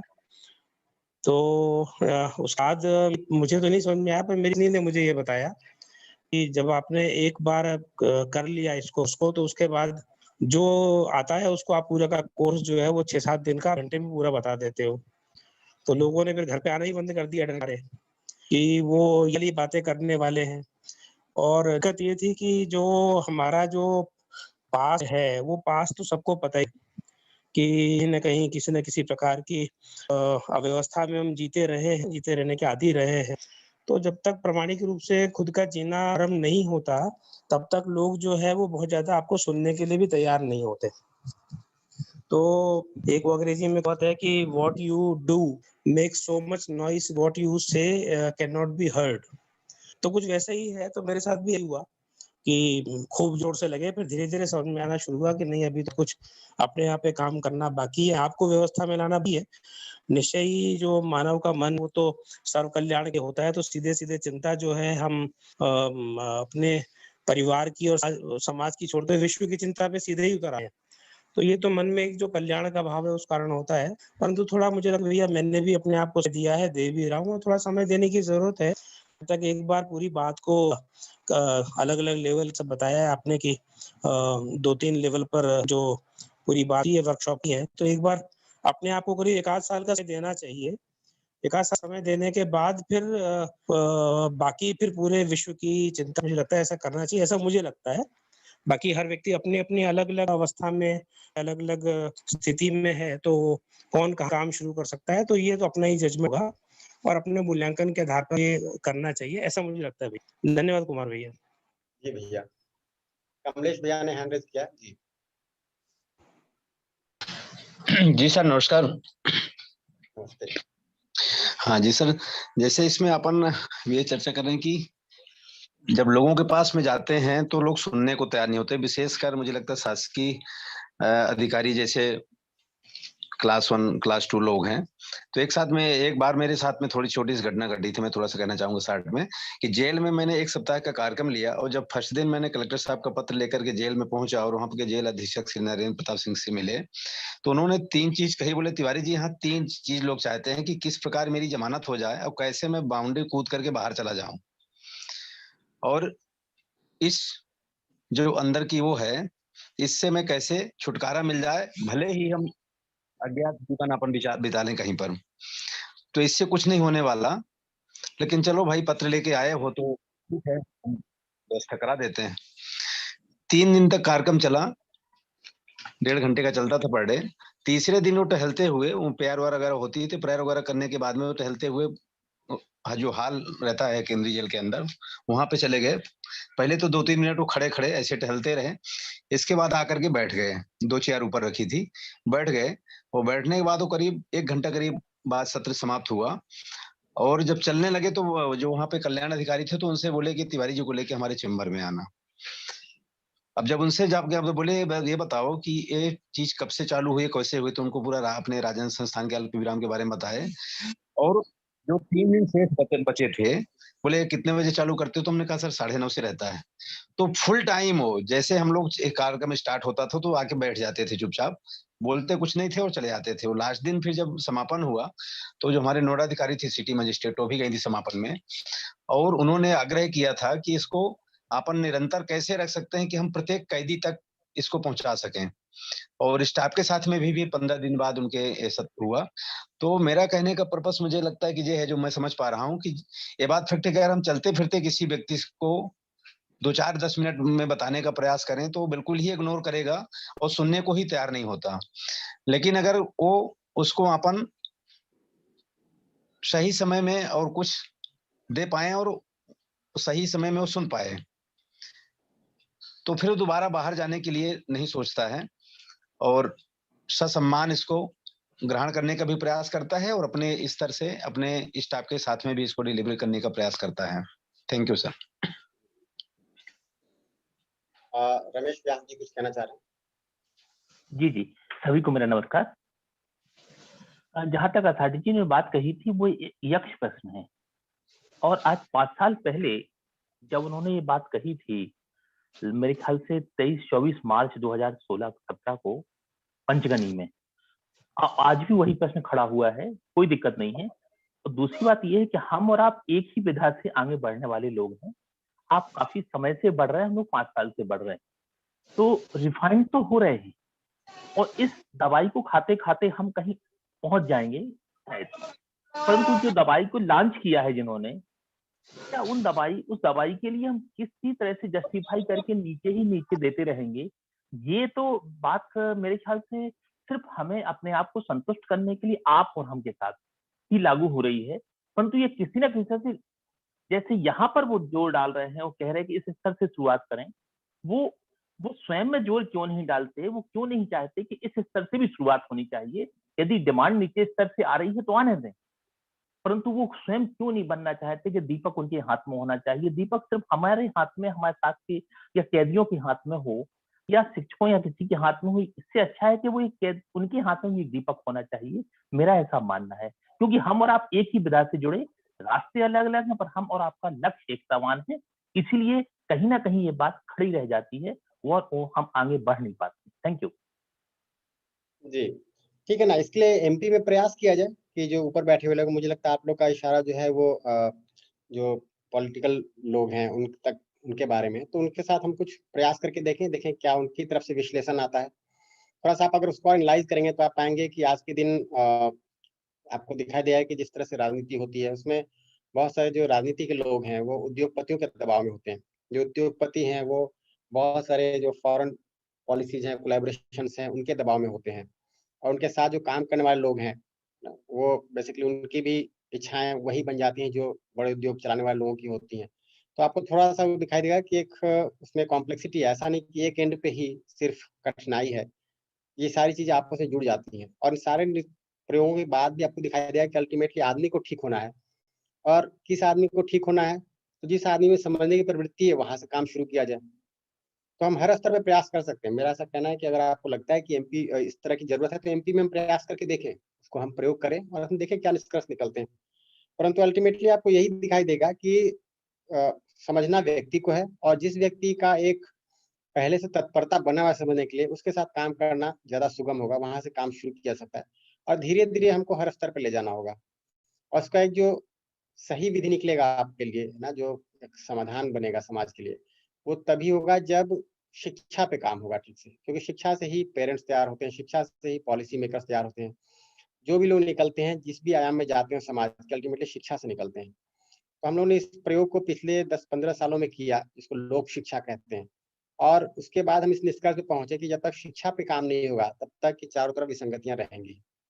और शिक्षा पे अगर ठीक ढंग से काम कर लें, तो 1 या 2 पीढ़ी में समाधान निकल आएगा। अदरवाइज़ वैसा हो जाता है कि आपने एक गड्ढा खोदा, है ना? और दूसरे मिट्टी से दूसरे गड्ढे को भर दिया, फिर दूसरा खोदा, उससे आपने पहले गड्ढे को भर दिया और यही काम चलता रहता है। तो इसलिए अगर आपको सस्टेनेबल ढंग से समाज में परिवर्तन लाना है, तो शिक्षा पे काम करने की ज़रूरत है। आज के दिन पेरेंट्स की भी ऐसी स्थिति है कि सुविधा संग्रह को ही लक्ष्य मानते हैं। जो ऊपर बैठे हुए लोग हैं, उनकी स्थिति भी ऐसी है कि सुविधा संग्रह को ही लक्ष्य मानते हैं। समाज में एक प्रचलित मान्यता है कि भाई सुविधा संग्रह से सुख है, एक जीवन एक संघर्ष है, हर व्यक्ति तुम्हारा विरोधी है, हर कोई तुम्हें दुखी करना चाहता है। अब इस तरह की मान्यताएँ जो बन गई है ना, शिक्षा विधि से ही दूर होगी। अगर पूरे क्रम को देखें तो दिखता है कि शिक्षा से जो कुछ ठीक-ठाक लोग तैयार होते हैं, वो फिर संविधान पे काम कर सकते हैं। संविधान ठीक होता है तो फिर हम उसको व्यवस्था में ले जा सकते हैं, और व्यवस्था जब ठीक होती है तो उससे हर मनुष्य के आचरण में सही जीना होने लगता है। तो संविधान पे भी अभी आप देखें तो काम किसी मापदंड में हुआ। इनफैक्ट अगर न्यू एजुकेशन पॉलिसी को आप देखें तो इतना सारा जो काम हो रहा है उसी का फलन है कि न्यू एजुकेशन पॉलिसी में इसको इतनी प्राथमिकता दी गई है। भूटान में जब हम लोग काम करते रहे, उन्होंने शिक्षा से काम शुरू किया और उसमें संयोग ऐसा बना कि वहाँ की जो मिनिस्ट्री थी, 2-3 मिनिस्ट्री ने अटेंड किया, वहाँ की जो क्वीन मदर हैं उन्होंने अटेंड किया और एक संयोग बन पाया। तो जब हम कुछ मूलभूत काम कर पाते हैं, उसका प्रमाण दिखा पाते हैं, तो फिर हर जगह से व्यक्ति आकृष्ट होकर उसको ध्यान भी देता है, समझने का प्रयास भी करता है। क्योंकि हर व्यक्ति चाहता तो वही है, ये बात हमको दिखती है कि हर व्यक्ति चाहता तो यही है।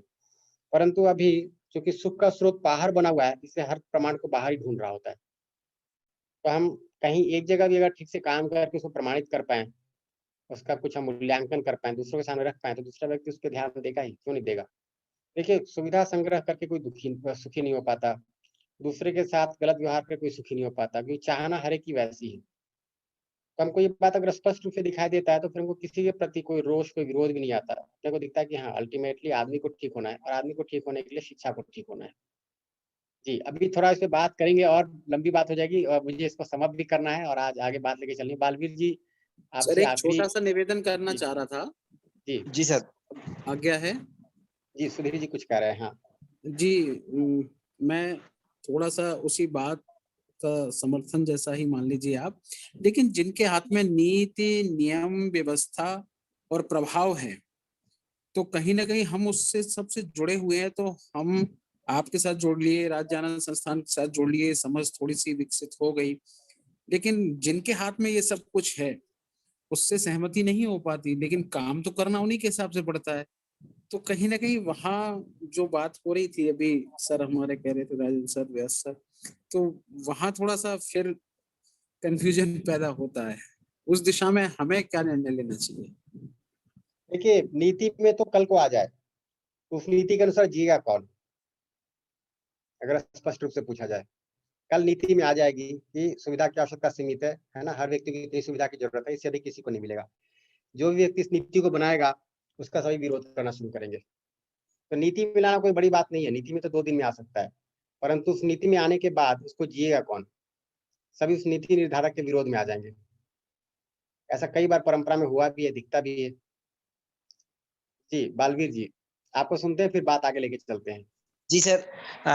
मैं एक इसी बात को लेकर अनुभव शेयर करना चाहूँगा। मैं जिस प्लेस पे काम करता हूँ, तो उस प्लेस पर काम करते हुए मंत्री जी ने एक पत्र भेजा, किसी काम करने के लिए कि इस तरह का काम करिए। मैंने जैसे आपने कहा कि सही समझ के साथ और स्वीकृति सहज स्वीकृति के साथ मैंने विचार किया, तो मुझे लगा कि ये काम ठीक नहीं है, नहीं होना चाहिए।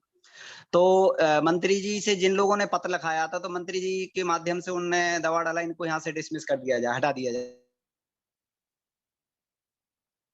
जाए। अब मुझे अंदर ही अंदर ये द्वंद चल रहा था कि आखिरकार ऐसा क्यों हो रहा, तो मैं किसी के नहीं सीधे मंत्री जी के पास पहुंच गया सुबह-सुबह। तो उनको मैंने सीधा-सीधा कहा कि ऐसी-ऐसी बात, ऐसी बात है। उनने भी इस चीज को एनालिसिस किया और आत्मसात किया। तो अंत में उन्होंने यही शब्द बोले कि मैं 100% श्योर हूं कि तू अपनी जगह सही है, तू बिल्कुल गलत नहीं है और ना मुझे तुझसे कोई परेशानी है। परेशानी बस इतनी है कि तू मुझे वोट नहीं देगा और तू मुझे जिताएगा नहीं। जिन्होंने जो करवा रहे हैं वो मुझे वोट देंगे, वो जिताएंगे। अब मैं क्या करूं बता? वही, वही।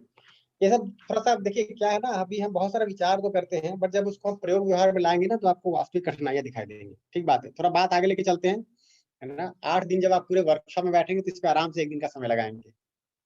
जी, तो चाहना में हमको दिखता है कि हर व्यक्ति की चाहना वही है, चाहे कोई मंत्री हो, अधिकारी हो, है ना? कोई बिज़नेसमैन हो, आदिवासी हो, पढ़ा-लिखा हो, अनपढ़ हो, हर व्यक्ति की चाहना सही है, ठीक है ना? समाज के अभाव में योग्यता पूरी नहीं पड़ती। हम लोगों ने सम्मान की बात की, तो दिखता है कि सिर्फ चाहना ही नहीं, हर व्यक्ति समझने का कार्यक्रम भी एक ही समान है। सुखी होने का कार्यक्रम भी एक ही समान है, सही समझ, सही भाव संपन्न होना। और हर व्यक्ति में क्षमता भी है, सुखी होने की, समझने की।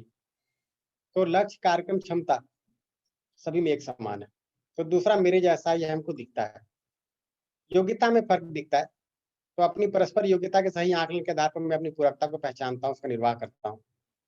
तो ये कार्यक्रम निकल के आता है कि यदि दूसरा मुझसे अधिक समझदार और ज़िम्मेदार है, तो मैं दूसरे समझने को तत्पर हूँ। यदि मैं दूसरे से अधिक समझदार और ज़िम्मेदार हूँ, तो मैं दूसरे के साथ ज़िम्मेदारी पूर्वक जीता हूँ और दूसरे को समझने में सहयोग करता हूँ।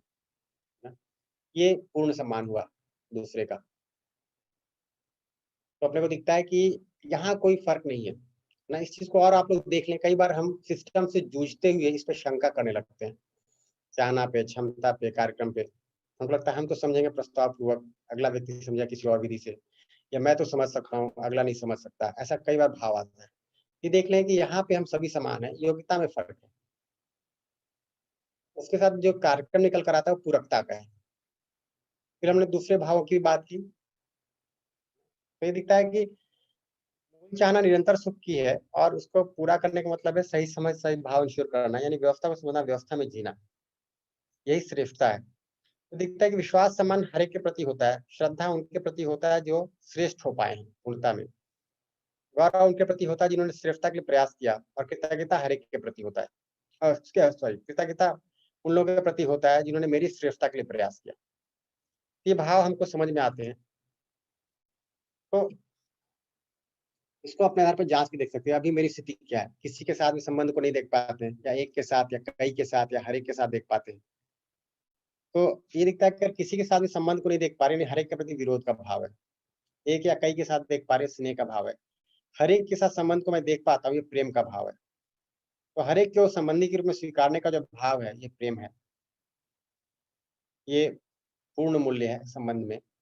इन भावों की सही पहचान हो पाती है, तब जाके मैं उसका निर्वाह कर पाता हूँ, ठीक ठीक मूल्यांकन करता हूँ, उससे उभय सुख होता है। उभय मैंने दोनों, मैं भी सुखी होता हूँ, अगला व्यक्ति भी सुखी होता है। ये न्याय है। ये न्याय करने की योग्यता जब मुझे बनती है, तो मैं परिवार में भी न्याय कर पाता हूँ, और धीरे धीरे मेरा जो आचरण है पूरे विश्व परिवार में न्याय में भागीदार हो पाता है। मैं अखंड समाज का एक आधार बन जाता हूँ।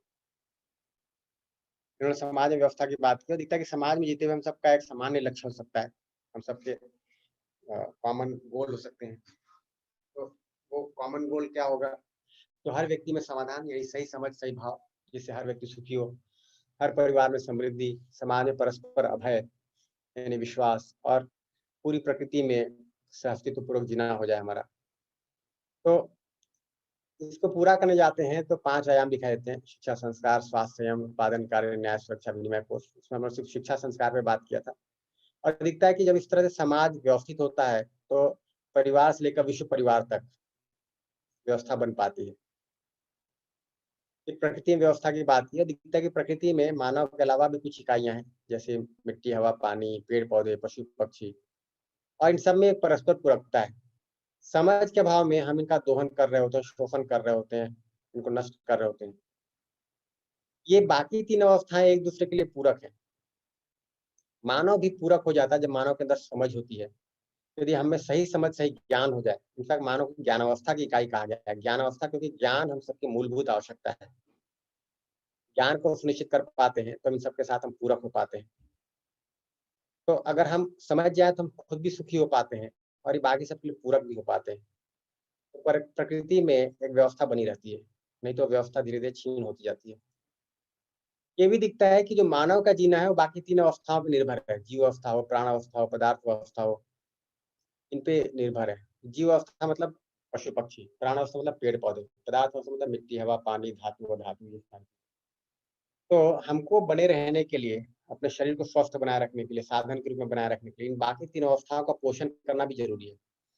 समय समय पे जब उनका दोहन ज्यादा हो जाता है, तब कुछ नियम बनाते हैं, है ना, कुछ नियंत्रित करने का प्रयास करते हैं समाज को। परंतु यदि हमको सहज रूप से दिख जाए तो इतना सारा नियम बनाने का या अलग से नियंत्रित करने की जरूरत नहीं पड़ेगा, परंतु हम अपने आप से ही इस कार्यक्रम को ठीक ठीक सुनिश्चित कर पाएंगे। इतनी बात उन्होंने कल तक की थी, उसके आगे बात लेके चलते हैं।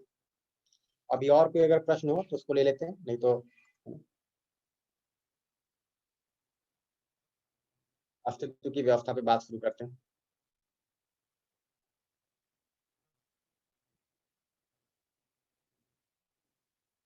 किन्हीं का कोई प्रश्न इस बीच? उस मुद्दे पर उन्होंने बात कर ली है, परंतु यदि अगर कोई प्रश्न बना हो तो उस पर बात कर सकते हैं। नहीं तो ये बात शुरू करते हैं अस्तित्व को लेकर। इससे और बहुत सारे मुद्दों पर समाधान मिलेगा अपने को। तो अस्तित्व को सभी स्तरों पर सहअस्तित्व के रूप में देख पाना इस पूरे सत्र का आशय है, और इससे अस्तित्व में व्यवस्था की एक समग्र दृष्टि बनती है अपनी। तो हम लोगों ने मानव, परिवार, समाज, प्रकृति में बात किया, हम लोग अस्तित्व की बात कर रहे हैं। इससे हमको अस्तित्व में अपनी भागीदारी स्पष्ट होती है। तो अस्तित्व का मतलब है अस्थि प्लस त्व, अस्थि माने है, संस्कृत का एक शब्द है होना। त्व देखें तो इनेटनेस, व्यवस्था का जो सत्व है, तो पूरे अस्तित्व का देखें जो त्व है वो व्यवस्था है।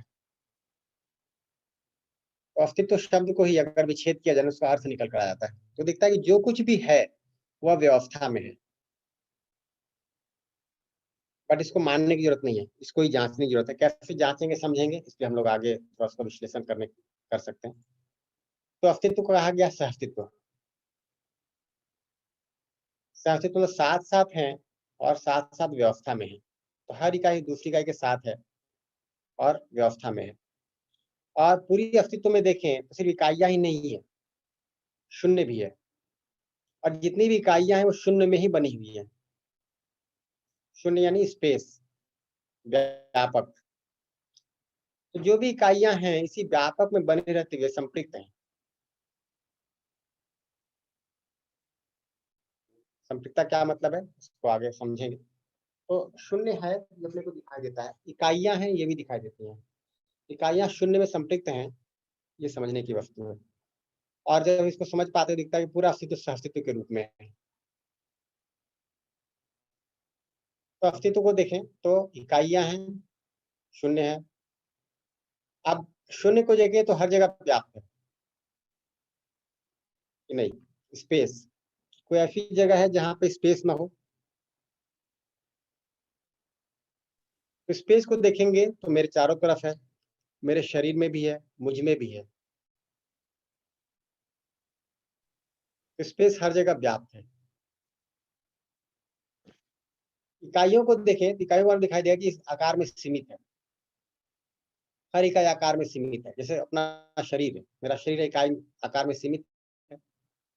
मैं यहाँ पे हूँ, है ना, बैठा हुआ हूँ, मैं भी आकार में सीमित हूँ,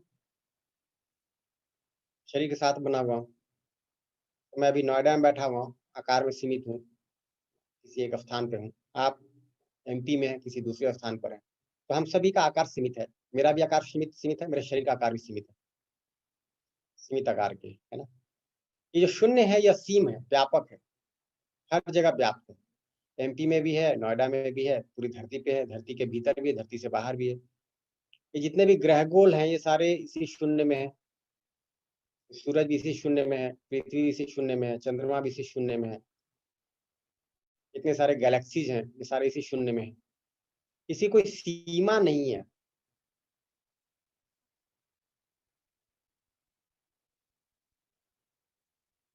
ये हर जगह व्याप्त है। और ध्यान से देखते हैं दिखता है कि जो भी इकाइयां हैं वो अपने आप में क्रिया है। जैसे मेरा शरीर ये अपने आप में एक क्रिया है, ये कंप्यूटर अपने आप में एक क्रिया है।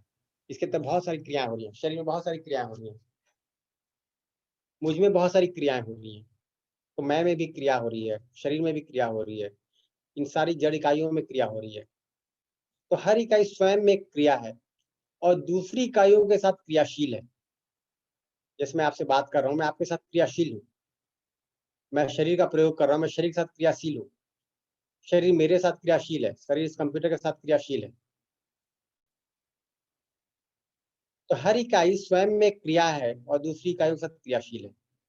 शून्य को देखें तो शून्य क्रिया शून्य है, यहाँ कोई क्रिया नहीं है। शून्य का मतलब ही क्रिया शून्य, इकाई का मतलब है क्रिया। तो इकाई बराबर क्रिया, शून्य बराबर क्रिया शून्य। तो यहाँ कोई घटना बढ़ना नहीं है, कोई क्रिया नहीं है, कोई हलचल नहीं है, ये एक समान बना रहता है। यहाँ पे है, यहाँ घटना बढ़ना है, हलचल है, क्रियाएं हैं। और अगर समझ जाते हैं इस संपृक्तता को तो दिखता है कि शून्य के सहअस्तित्व में हर इकाई ऊर्जित है। तो किसी भी इकाई को उठा के देखेंगे पाएंगे ऊर्जित है। जैसे ये कंप्यूटर ऊर्जित है, मेरा शरीर ऊर्जित है, मैं ऊर्जित हूँ, मुझ में ऊर्जा है, शरीर में ऊर्जा है, कंप्यूटर में ऊर्जा है। इनमें ऊर्जा का घटना बढ़ना हो रहा है, परंतु ये इकाई तो ऊर्जित तो है। जैसे अभी अगर नाश्ता नहीं किए होते तो शरीर में ऊर्जा कम होती। अगर अपने आप में समाधान ना हो तो लगता है कि मेरी ऊर्जा घट गई है, डिप्रेस्ड फील कर रहे हैं, दुखी महसूस कर रहे हैं, कुछ करने का उत्साह नहीं रहा। अगर समाधान हो जाए तो उत्साह बढ़ जाता है। तो मुझ में भी ऊर्जा है, शरीर में ऊर्जा है, मेरे अंदर भी ऊर्जा का घटना बढ़ना हो रहा है, शरीर में ऊर्जा घटना बढ़ना हो रहा है। अभी पावर आ रही है तो कंप्यूटर काम कर रहा है, पावर चला जाए कंप्यूटर काम नहीं करेगा, इसमें ऊर्जा घट जाएगी। तो इकाइयों में देखें तो ऊर्जा है, और इकाइयों में जो ऊर्जा है वो घटती बढ़ती रहती है। किस प्रकार इकाइयों में ऊर्जा बनी हुई है, अगर इसको देखें तो शून्य के सहअस्तित्व में बनी हुई है। शून्य इकाई के भीतर भी है, बाहर भी है। इसी शून्य में बने रहते हुए हर इकाई ऊर्जित है। तो मैं भी ऊर्जित हूँ किस प्रकार, इस शून्य में, इस व्यापक में बने रहते हुए। मेरा शरीर भी ऊर्जित है किस प्रकार, इसी व्यापक में बने रहते हुए। मेरे और शरीर के बीच में है ना सहअस्तित्व बना हुआ है। शरीर की एक कोशिका दूसरी कोशिका के बीच में सहअस्तित्व बना हुआ है। शरीर के एक भाग और दूसरे भाग में ऊर्जा का आदान प्रदान हो रहा है। अब ये सोच सकते हैं हम कि भाई ऊर्जा कहाँ से मिला शरीर को, तो भोजन से मिला। भोजन को ऊर्जा कहाँ से मिला, तो सूरज की रोशनी से मिला। पौधों को ऊर्जा मिली सूरज की रोशनी से, उन्हीं पौधों से भोजन बना। सूरज को ऊर्जा कहाँ से मिला, कह सकते हैं कि भाई जो सूरज के अंदर जो फ्यूजन की क्रिया हो रही है, हाइड्रोजन से हीलियम बन रहा है, वहां से ऊर्जा मिली। अब पूछिए हाइड्रोजन को ऊर्जा कहाँ से मिली, तो किसी पॉइंट पर आपको रुक के कहना पड़ेगा कि वो अपने आप में ऊर्जित है। उसको यही देख लें कि हर इकाई अपने आप में ऊर्जित है। ऊर्जा का आदान प्रदान होता है वहां तक ठीक है, बट हर इकाई अपने आप में ऊर्जित है। हाइड्रोजन अपने आप में ऊर्जित है, हीलियम अपने आप में ऊर्जित है, धरती अपने आप में ऊर्जित है, पेड़ पौधे अपने आप में ऊर्जित है, हवा पानी मिट्टी सब अपने आप में ऊर्जित है। मेरा शरीर भी ऊर्जित है, मैं भी ऊर्जित हूँ, आप भी ऊर्जित है।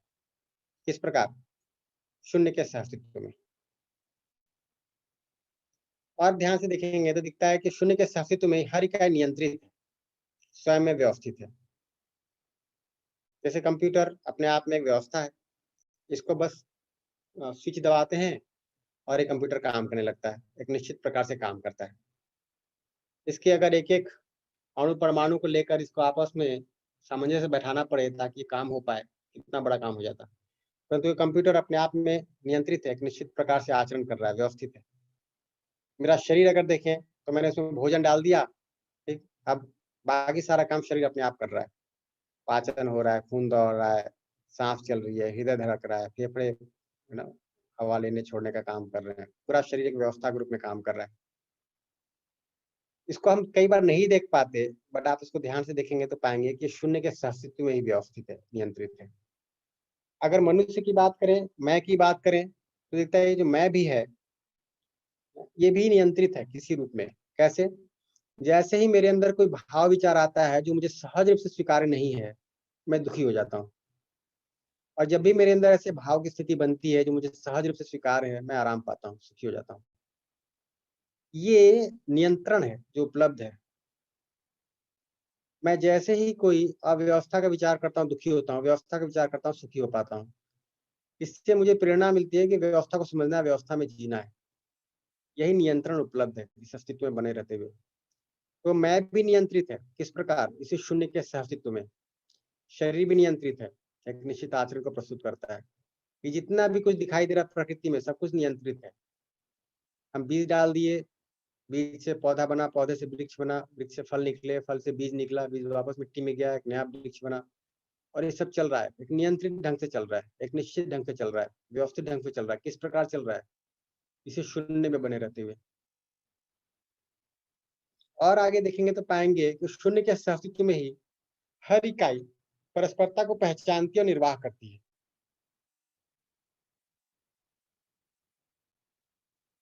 तो शरीर का एक अंग दूसरे अंग के साथ परस्परता को पहचाना, निर्वाह कर रहा है। मैं इस शरीर के साथ परस्परता को पहचान रहा हूँ, निर्वाह कर रहा हूँ। शरीर मेरे साथ परस्परता को पहचान रहा है, निर्वाह कर रहा है।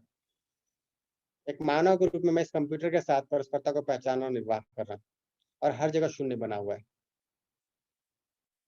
तो शून्य के अस्तित्व में ही हर इकाई हर दूसरी इकाई के साथ परस्परता को पहचानती, निर्वाह करती है।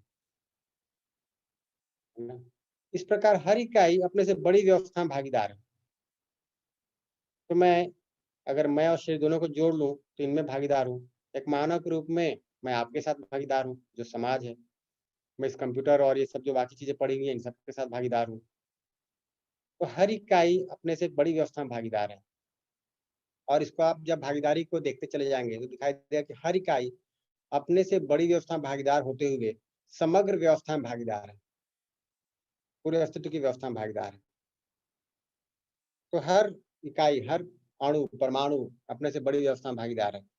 तो धरती का हर कण इस पूरे धरती की व्यवस्था में भागीदार है। पूरी धरती इस पूरे सौर जो मंडल है, सोलर सिस्टम है, इसमें भागीदार है। जो पूरा सौर मंडल है, तो पूरे जितने गैलेक्सीज हैं उन सबके साथ भागीदार है। और इस तरह से पूरे अस्तित्व की व्यवस्था बनी हुई है।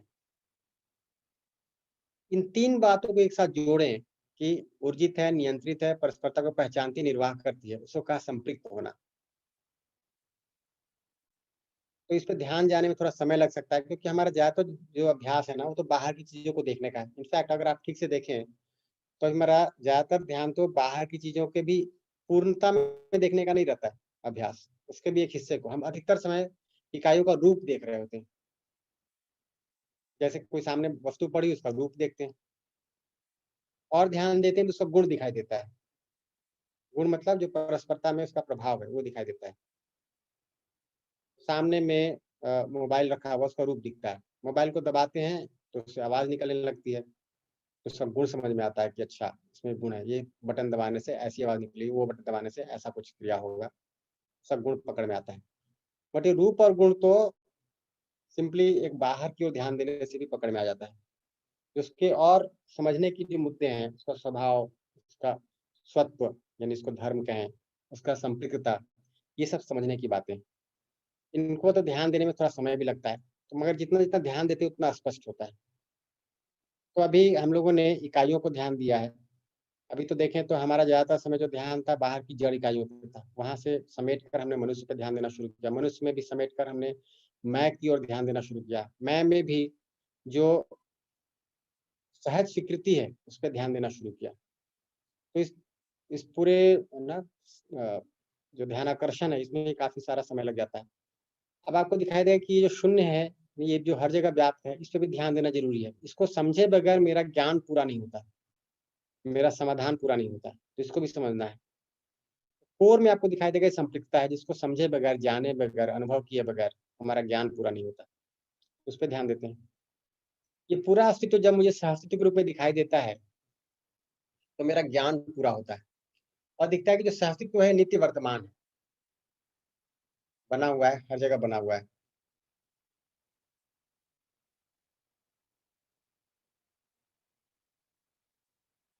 अब अगर हम एक दृश्य में ही पूरे अस्तित्व को देखने जाएँ, तो ऐसा दिखाई देता है कि अस्तित्व मतलब सहअस्तित्व, यानी शून्य में संपृक्त इकाइयाँ। जो शून्य है, ये असीमित है, इसकी कोई सीमा नहीं है, क्रिया शून्य है। जो भी इकाइयाँ हैं, वो आकार में सीमित हैं, अपने आप में क्रिया हैं, दूसरी इकाइयों के साथ क्रियाशील हैं। और हर इकाई स्वयं में व्यवस्थित है, ऊर्जित है, परस्परता को पहचान रही है, निर्वाह कर रही है। पूरी प्रकृति को देखें, तो उसमें मूलतः 2 ही तरह की इकाइयाँ हैं, जड़ इकाइयाँ और चैतन्य इकाइयाँ। चैतन्य मतलब मैं, है ना? मैं और आप चैतन्य इकाइयाँ हुए। जड़ इकाइयाँ अगर देखें, तो जड़ इकाइयों में 2 तरह की क्रियाएँ दिखाई देती हैं, पहचानना और निर्वाह करना। और जितनी भी जड़ इकाइयाँ हैं, इनके गठन में परिवर्तन होता रहता है, इसलिए सब टेम्पररी हैं।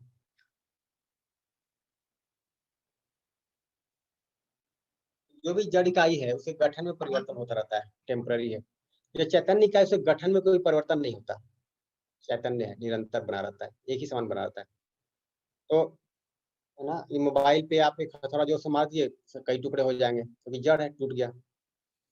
शरीर में भी अगर आप देखें तो टूटना-फूटना होता ही रहता है। हमारी हर कोशिका 6 महीने बाद है ना बदल जाती है। टूट जाती है, नया कोशिका आ जाता है। तो शरीर में भी हो रहा है। परंतु अगर अपने आप में देखें, मैं में देखें, तो ऐसा कोई टूटना-फूटना नहीं हो रहा है। ऐसा नहीं हो रहा है कि आशा टूट गई थी, जुड़ गई या टूट के अलग हो जाए, ऐसा तो होता नहीं है। आशा, विचार, इच्छा एक साथ बने रहते हैं। जानने की क्षमता बनी हुई है। अधिक से अधिक उस क्रिया को हम और पुष्ट कर लेते हैं।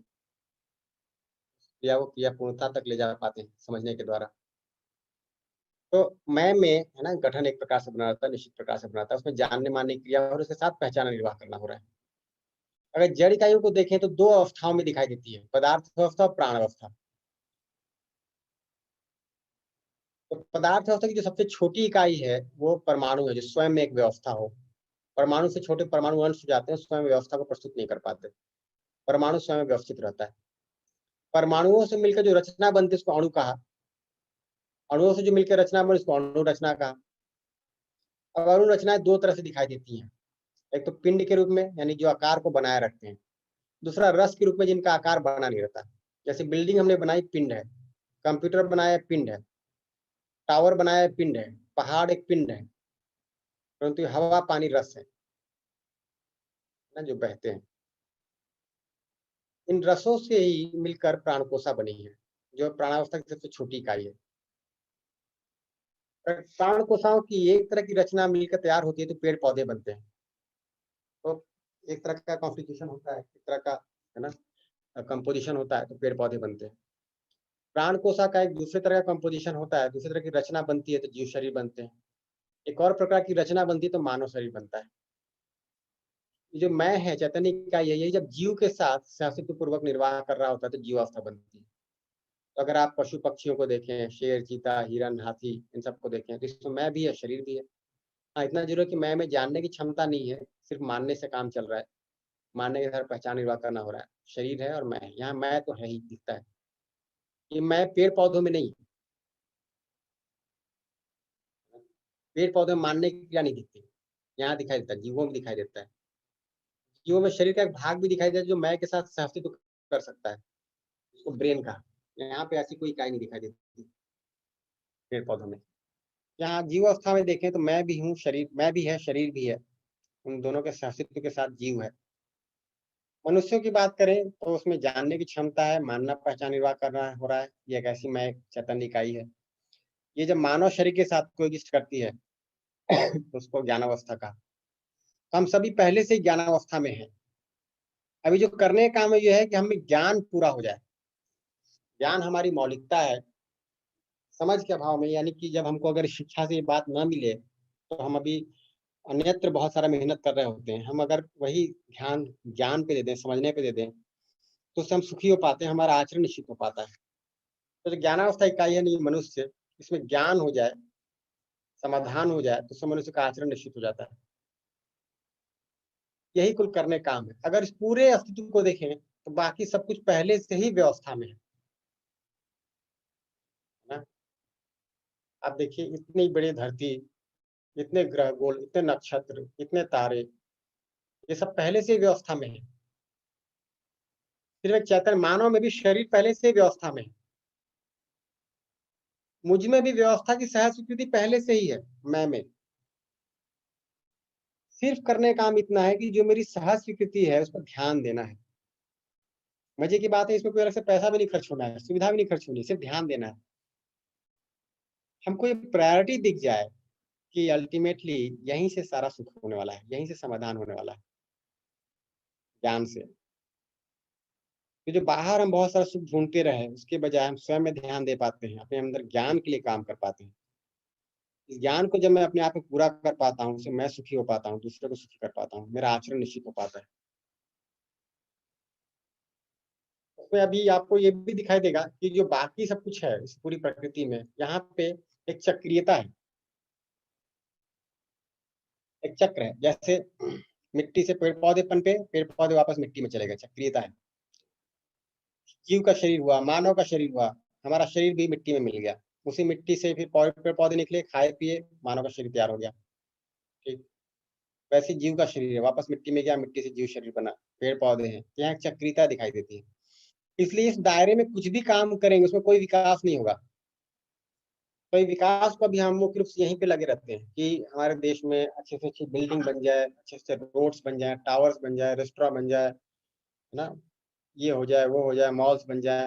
अब हम इसको विकास मान रहे हैं, ये अपने आप में कोई विकास नहीं है। ये विकास के साधन तो हो सकते हैं, इसमें विकास कहीं नहीं है क्योंकि इसमें चक्रीयता है। आज हम इतनी ऊंची बिल्डिंग बना दें, कल को एक मेजर भूकंप आ जाए, रिक्टर स्केल पे 8-9 का भूकंप आ जाए, पूरी बिल्डिंग धराशायी हो जाती है, वापस जहाँ थे वहीं से चले गए। तो इसमें चक्रीयता है, कोई विकास नहीं है। विकास यहाँ पे है, ये विकास है क्योंकि ये एक लीनियर प्रोसेस है, एक दिशा में होने वाला काम है। एक बार हमने कोई बात समझ ली उसको हम वापस भूल नहीं सकते। भूल गए नहीं, समझा नहीं, जाना नहीं। जो चीज हमने जान ली उसको कभी भूल ही नहीं सकते, कभी वापस हम पुराने स्थिति में जा ही नहीं सकते। जैसे हमको एक बार विश्वास का भाव हो जाए हमारे अंदर, हमको दिख जाए कि चाहना तो हर मनुष्य का सही है, उसको ना तो भूल सकते हैं ना उसको याद रखने की जरूरत है। वो अपने आप में दिखता रहता है, हर क्षण दिखता रहता है, हर संबंध में दिखता रहता है। एक बार मुझे ये दिख जाए कि मैं शरीर मात्र नहीं हूँ, एक चैतन्य इकाई हूँ जो शरीर के साथ हूँ, ये शरीर भी नहीं है।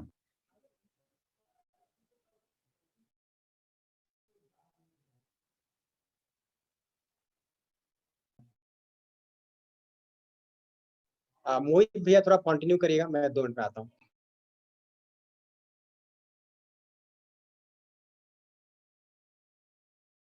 जी जितेंद्र भैया, आप हैं क्या?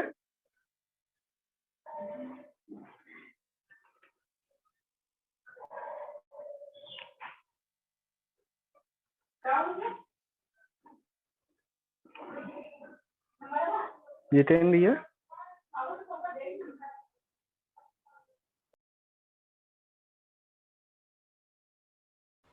जितेंद्र भैया तो सर वॉइस नहीं पहुंच हाँ, रहा। जितेंद्र तो नहीं है। बताइए क्या सिचुएशन है?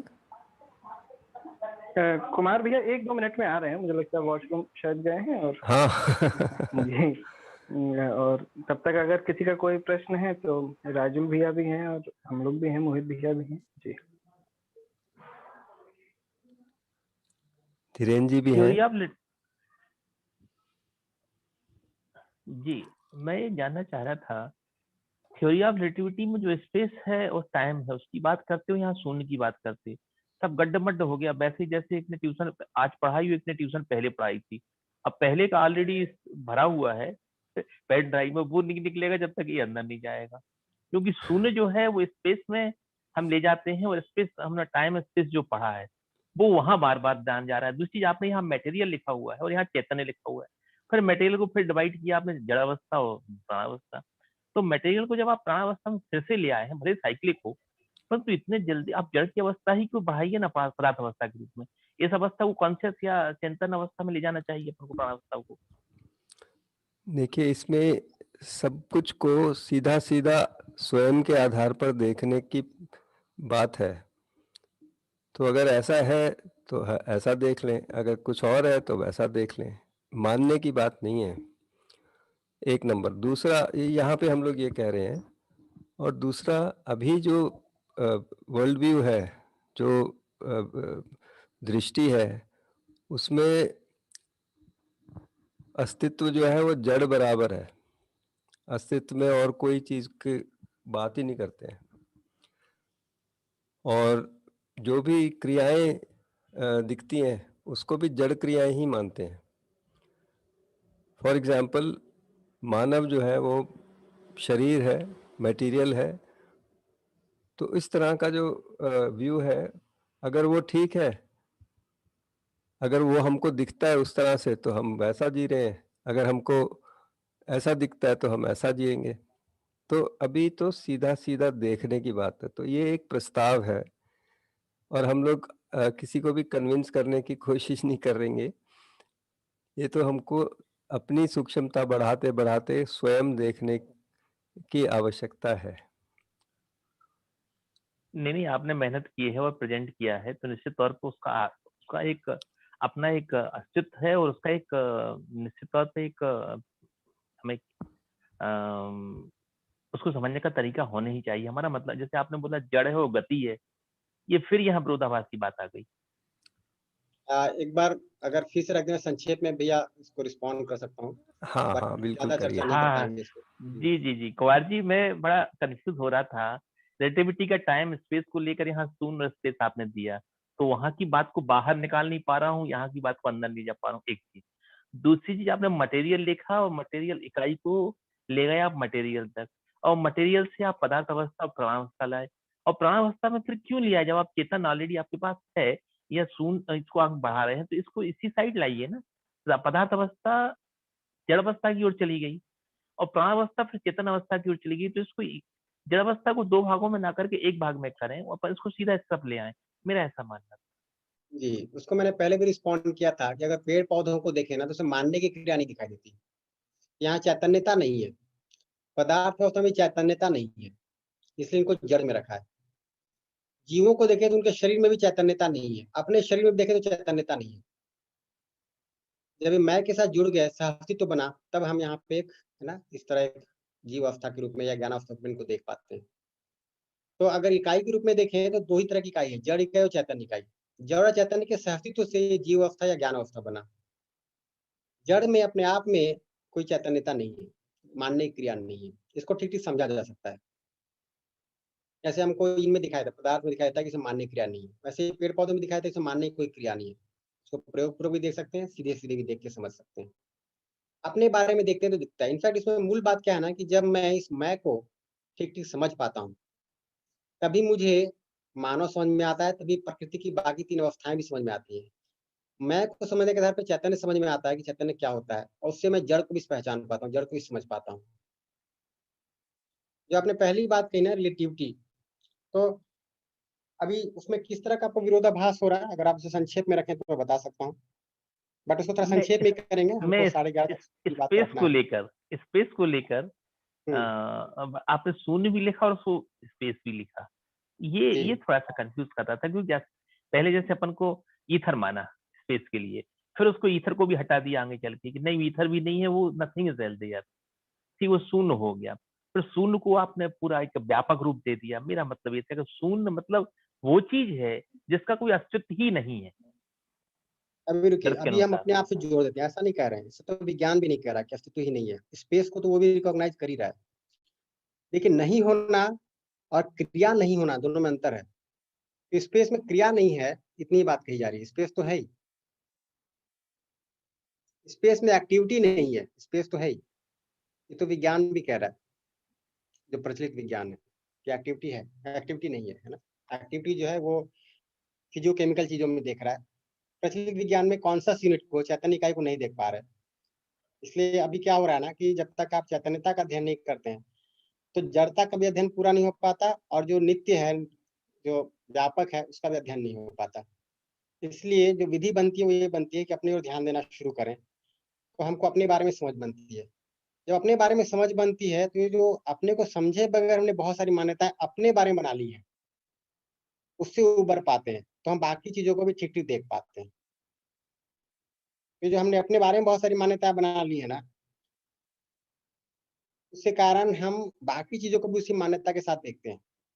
देखिए विज्ञान का तो बहुत लिमिटेशन है, विज्ञान उसको अप्रिशिएट भी करता है और उसको स्वीकार भी करता है कि भाई हम जो अध्ययन करते हैं हम सीधा सीधा नहीं देखते हैं, हम यंत्रों के माध्यम से कुछ प्रयोग करते हैं, उसमें हम एक वस्तु के दूसरे वस्तु के ऊपर प्रभाव का हम अध्ययन करते हैं और उससे कुछ निष्कर्ष निकालते हैं। निष्कर्ष भी वो यंत्र नहीं देते, निष्कर्ष तो मनुष्य ही निकालता है, और जो निष्कर्ष मनुष्य निकालता है वो निष्कर्ष उसके पुराने अपने जो संस्मरण होते हैं उस पर आधारित होता है। इसलिए आप देखिए कि निष्कर्ष बदलते रहते हैं, हर 100 साल में निष्कर्ष कुछ ना कुछ बदलते रहते हैं। अब अगर आप इसको थोड़ा सा देखें कि निष्कर्ष कैसे निकलते हैं, तो लॉजिक में देखें तो 3 तरह की चीजें होती हैं। एक तो मूलभूत मान्यता होती है, दूसरा एक तर्क होता है, तीसरा निष्कर्ष होता है। तो मूलभूत मान्यता पे तो विज्ञान कुछ काम नहीं कर सकता, क्योंकि चैतन्य में बना हुआ किसी रूप में। जो उसमें तर्क जोड़ते हैं उस पर भी काम नहीं कर सकता। इन दोनों को साथ में मिलाकर हम एक निष्कर्ष देते हैं। इतना ही बस होता है कि हमारा यंत्र के माध्यम से एक्सपोजर बढ़ता है तो नए निष्कर्ष देते हैं। पहले न्यूटोनियन फिजिक्स था, फिर उसके बाद उसमें रिलेटिविटी आ गई, फिर हिजनबर्ग ने अनसर्टेनिटी दे दिया तो उसमें अनसर्टेनिटी भी जुड़ गया। अब आज की स्थिति ये है कि पूरे विज्ञान में ये बात स्वीकार लिया गया है कि विज्ञान जब भी अध्ययन करेगा उसमें अनसर्टेनिटी भी रहेगी, क्योस भी रहेगा। तो लोगों ने किसी रूप में भले ही विज्ञान का अध्ययन कर रहे हैं, परंतु वैज्ञानिक विधि से हम कहीं पहुंच पाएंगे ये कोई नहीं कहता। तो उन्होंने मान ही लिया है कि जब भी यंत्र के माध्यम से आप अध्ययन करेंगे उसमें अनसर्टेनिटी भी होगी, और थोड़ी सी भी अगर आपने मेजरमेंट में चूक की तो उससे क्योस भी आएगा निष्कर्षों में। ये तो एक्सेप्ट कर ले। इसलिए आप देखिए तो पिछले 50 सालों में विज्ञान में कोई मौलिक बहुत काम नहीं हुआ है और उन्होंने इसकी सीमा को स्वीकार लिया है।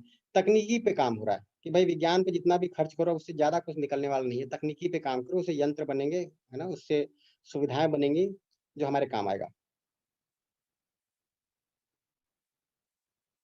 ठीक है सर जी, थैंक यू, बिल्कुल। जी। तो ये दिखाई देगा कि पूरे अस्तित्व में बाकी सब कुछ पहले से ही व्यवस्था में है ना? इसे मुझे व्यवस्थित होना है, केवल यही भाग शेष है। समाज में भी देखिए तो समाज में जो व्यवस्था बननी है या जो व्यवस्था सुनिश्चित होना वो मैं के अंदर है, हर मनुष्य के मैं में है। और ये दूसरे मैं में व्यवस्था तभी बनेगी जब मुझे व्यवस्था की समझ होगी। तो अपने को दिखाई देता है कि मुझे समझना है, मेरे समझने से ही मैं सुखी हो पाता हूँ, तब मैं दूसरों के सुख में, समझ में, ज्ञान में भागीदार हो पाता हूँ। और ये विधि के रूप में दिखाई देता है। ये भी दिखाई देता है कि हर व्यक्ति पहले से ही इस बात को स्वीकारे हुए है कि उसको ज्ञान समाधान पूर्वक ही, है ना, मतलब उसको ज्ञान की आवश्यकता है, समझ की आवश्यकता है, क्योंकि सहज स्वीकृति है ही हर एक व्यक्ति के अंदर, बस उसको ध्यान आकर्षण कराने की जरूरत है। तो अगर सार संक्षेप में देखें इस पूरी बात को, तो अस्तित्व सहअस्तित्व के रूप में है, नित्य है। अस्तित्व बराबर सहअस्तित्व बराबर शून्य में संपृक्त इकाइयां। अस्तित्व में प्रत्येक इकाई दूसरी इकाई से संबंधित है तथा परस्पर पूरक है। अस्तित्व सहअस्तित्व है, व्यवस्था तथा संबंध प्रकृति में है ही, हमें इसे बनाना नहीं है। मनुष्य को जो करने का काम बस इतना ही है कि सहअस्तित्व, व्यवस्था और संबंध इनको समझ ले और सहअस्तित्व, व्यवस्था और संबंध को जी ले। अच्छी बात है कि इसके लिए अस्तित्व में पहले से ही प्राविधान है। तो हमको बस समझना है और उसके अनुसार जीना है ना। प्रावधान अस्तित्व में पहले से ही बना हुआ है, इसे बनाने की जरूरत नहीं है। जो जैसा है उसको वैसा देखना है, समझना है। तो जड़ को जड़ की तरह देख के समझ लेना है, चैतन्य को चैतन्य की तरह देख के समझ लेना है, इन दोनों के सहअस्तित्व को समझ लेना है और शून्य को शून्य की तरह देख के समझ लेना है। तो तीन ही तरह की वास्तविकताएं हैं, शून्य है, जड़ है, चैतन्य है। इन तीनों को जैसा वैसा समझ लेना है, यही कुल करने का काम है। इसकी बस हमारे लिए एक प्रायोरिटी बन जाए। जी, इतने पे कोई प्रश्न हो तो ले लेते हैं। जी, शून्य, विष्णु जी ने कहा शून्य मतलब क्रिया शून्य, जो हर जगह व्याप्त है। आप जब पूरे 8 दिन के वर्कशॉप में आएंगे तो इसमें विस्तार से बात करेंगे। अभी तो हम लोग थोड़ा इसको बस एक परिचय दे रहे हैं इस कंटेंट के बारे में। जी, दीप्ति जी कुछ कह रही हैं। अदृश्य साध्य सर, ये जी, इस शून्य को हम देख नहीं पाएंगे क्या? देख सकते हैं, बट जब जिसको देखना कहते हैं ना, कि आंखों से रूप का आस्वादन करना, वो नहीं कर पाएंगे। वो तो चैतन्य का भी नहीं कर पाते हैं। अभी मैं को भी हम आंखों से रूप का आस्वादन कहाँ कर पाते हैं? नहीं कर पाते हैं। अनुभव कर सकते हैं, देख नहीं सकते, मतलब ये है। जिस तरह से हवा को हम महसूस कर सकते हैं पर देख नहीं और सकते। ठीक से रखा जाए तो देख सकते हैं, परंतु जो रूप का आस्वादन करते हैं आंखों से, वो नहीं कर सकते। ठीक, क्योंकि अस्तित्व जो व्यापक है, अरूप है वो। जी, दीप्ति जी। जी कुमार भैया, जैसे कि बात हो रही है कि प्रकृति जो है, यूनिट्स की जब हम बात कर रहे हैं तो उसमें हमने डिवाइड किया है कि वो मटेरियलिस्टिक भी है, और जो अगर हम जब बॉडी की बात करते हैं, सिर्फ स्वयं की, मनुष्य की, तो फिर वो चैतन्य है। तो यहाँ पे सेल्फ की बात, जी सेल्फ की बात कर रहे हैं, तो वो कॉन्शियस है। अगर बॉडी अलग से है तो फिर कॉन्शियसनेस खत्म हो जाती है, ठीक है ना। तो जब हम यहाँ नीचे मटेरियल में नीचे आते हैं, हम चार्ट के अकॉर्डिंग, तो पदार्थ अवस्था, प्राण अवस्था। तो प्राण अवस्था को जब अपन ने डिफाइन किया है कि प्राण कोशा, ठीक है ना, और यहाँ हम उसको रस से ले रहे हैं, तो क्या मैं समझ पा रही हूँ रस यही है क्या कि वायु, जल, अग्नि और धरती और आकाश? भाई अब आकाश को हटा दीजिए, है ना, क्योंकि आकाश तो शून्य है। अच्छा, आकाश को ना रस में देखें तो ये ठीक है, इतना कहना है कि जल है, वायु है ना, इनको तो रस में रखेंगे। बाकी जो द्रव होते हैं ना, जैसे पानी है, मतलब पानी से निर्मित जो बहुत सारा पदार्थ होता है, मतलब जल, अग्नि और वायु, अगर इन तीन की बात करें तो दे आर इंक्लूडेड इन प्राण कोशा, राइट? फिर से कहिए, अग्नि, जल और वायु। अग्नि, जल और वायु, है ना, क्योंकि इनसे ही पेड़ पौधे जीवित हैं और जीव शरीर और मानव शरीर जीवित है। ठीक ठीक, थैंक यू बट भैया। अग्नि को भी ठीक से समझने की जरूरत है। अभी जिसको अग्नि कह रहे हैं, है ना, और जो अग्नि है, इन दोनों में क्या अंतर है या समानता है, इसको समझना होगा।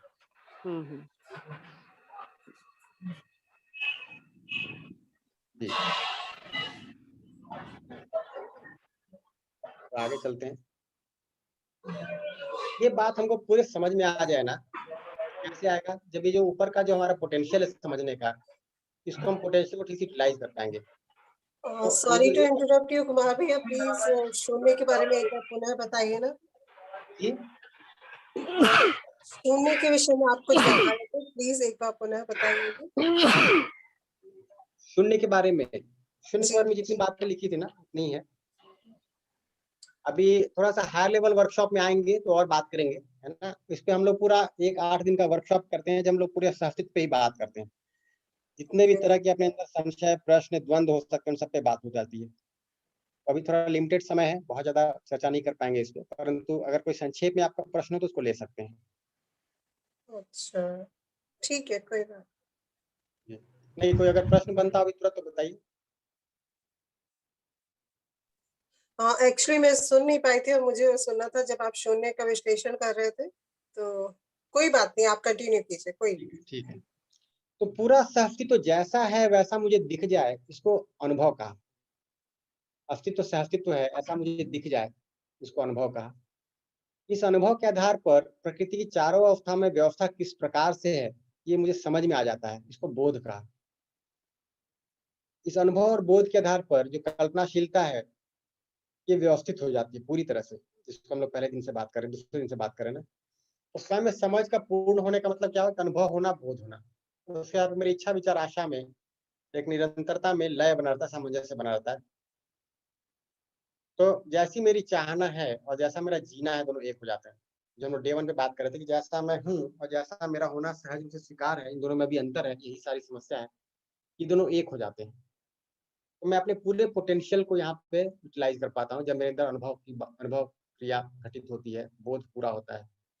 तो है ना, मेरे अंदर समझ की पूर्णता हो जाती है, उससे मेरी पूरी क्रियाएं व्यवस्थित हो जाती हैं। ये गंतव्य है हमारा, यहाँ हम पहुँचना चाहते हैं। इससे मैं निरंतर सुख में बना रहता हूँ। ठीक है, इस पे आपके विचार भी हमने पूछ लिए, थोड़ा बात आगे लेके चलते हैं और पूरी बात को एक बार समाप्त करते हैं, फिर जितना समय शेष रहेगा उसमें हम लोग और बातें उससे करेंगे। पहले की स्लाइड भी दिखा।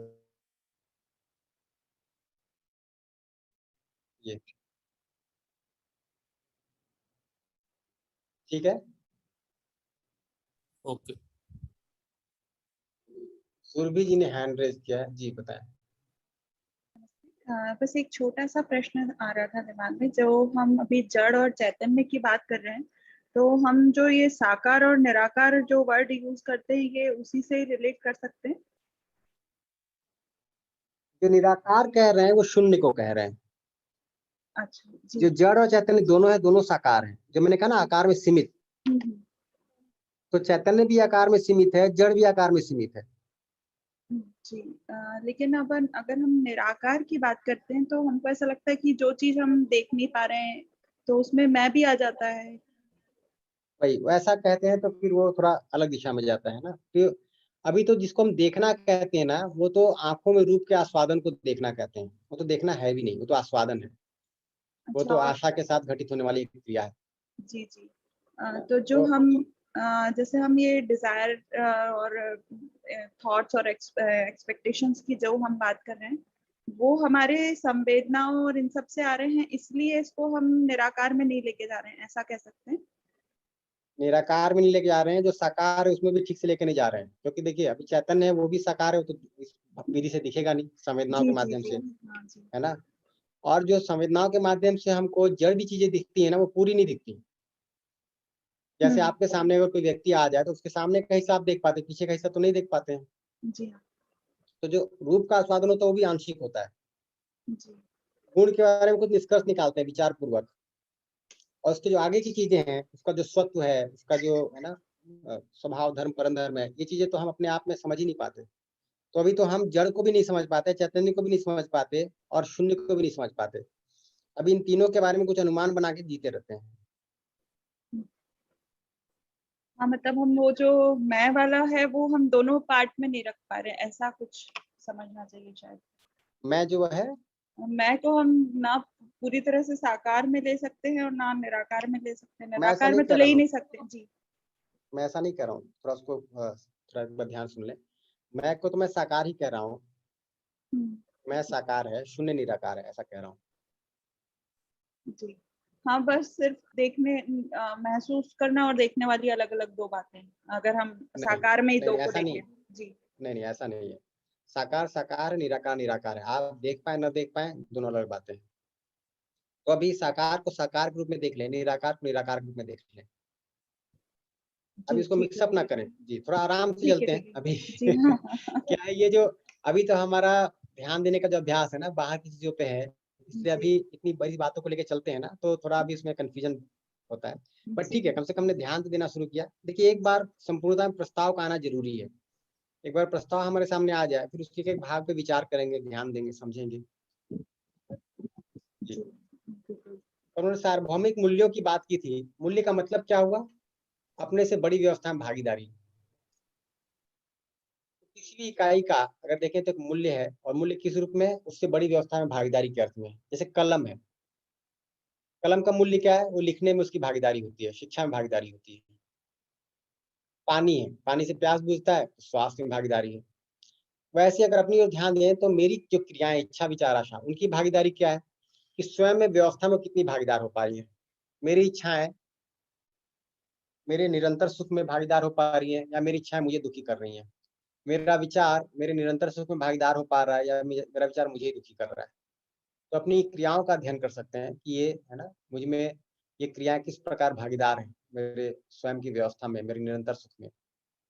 वैसे शरीर को देखें तो शरीर का मूल्य एक मानव के रूप में आपकी व्यवस्था में भागीदारी है। जैसे मैं आपसे बात कर रहा हूँ, शरीर की एक भागीदारी है, मुंह से आवाज निकल रही है तब तो बोल पा रहा हूँ, अगर गला बैठ जाए तो नहीं बोल पाएंगे। परिवार में जो आपका मूल्य है वो परिवार की व्यवस्था आपकी भागीदारी है। तो आपके परिवार में होने से परिवार में कितनी व्यवस्था बनी, ये आपकी मूल्य को तय करता है। तो आपके होने से परिवार में सुख बढ़ रहा है, समृद्धि बढ़ रही है, समृद्धि सुनिश्चित हो रही है, सुख सुनिश्चित हो रहा है, या फिर कुछ अन्यथा हो रहा है। वैसे समाज में आपका जो मूल्य है और समाज की व्यवस्था में आपकी भागीदारी है। प्रकृति में आपका जो मूल्य है और प्रकृति की व्यवस्था में आपकी भागीदारी है। और सहअस्तित्व में देखें तो आपकी जो भागीदारी हुआ, आपका सहअस्तित्व में मूल्य हुआ, अस्तित्व में मूल्य हुआ। इस पूरे कार्यशाला में देखें तो हमने मानव के सार्वभौमिक मूल्यों को समझने का प्रयास किया, जो यूनिवर्सल वैल्यूज हैं उनको समझने का प्रयास किया।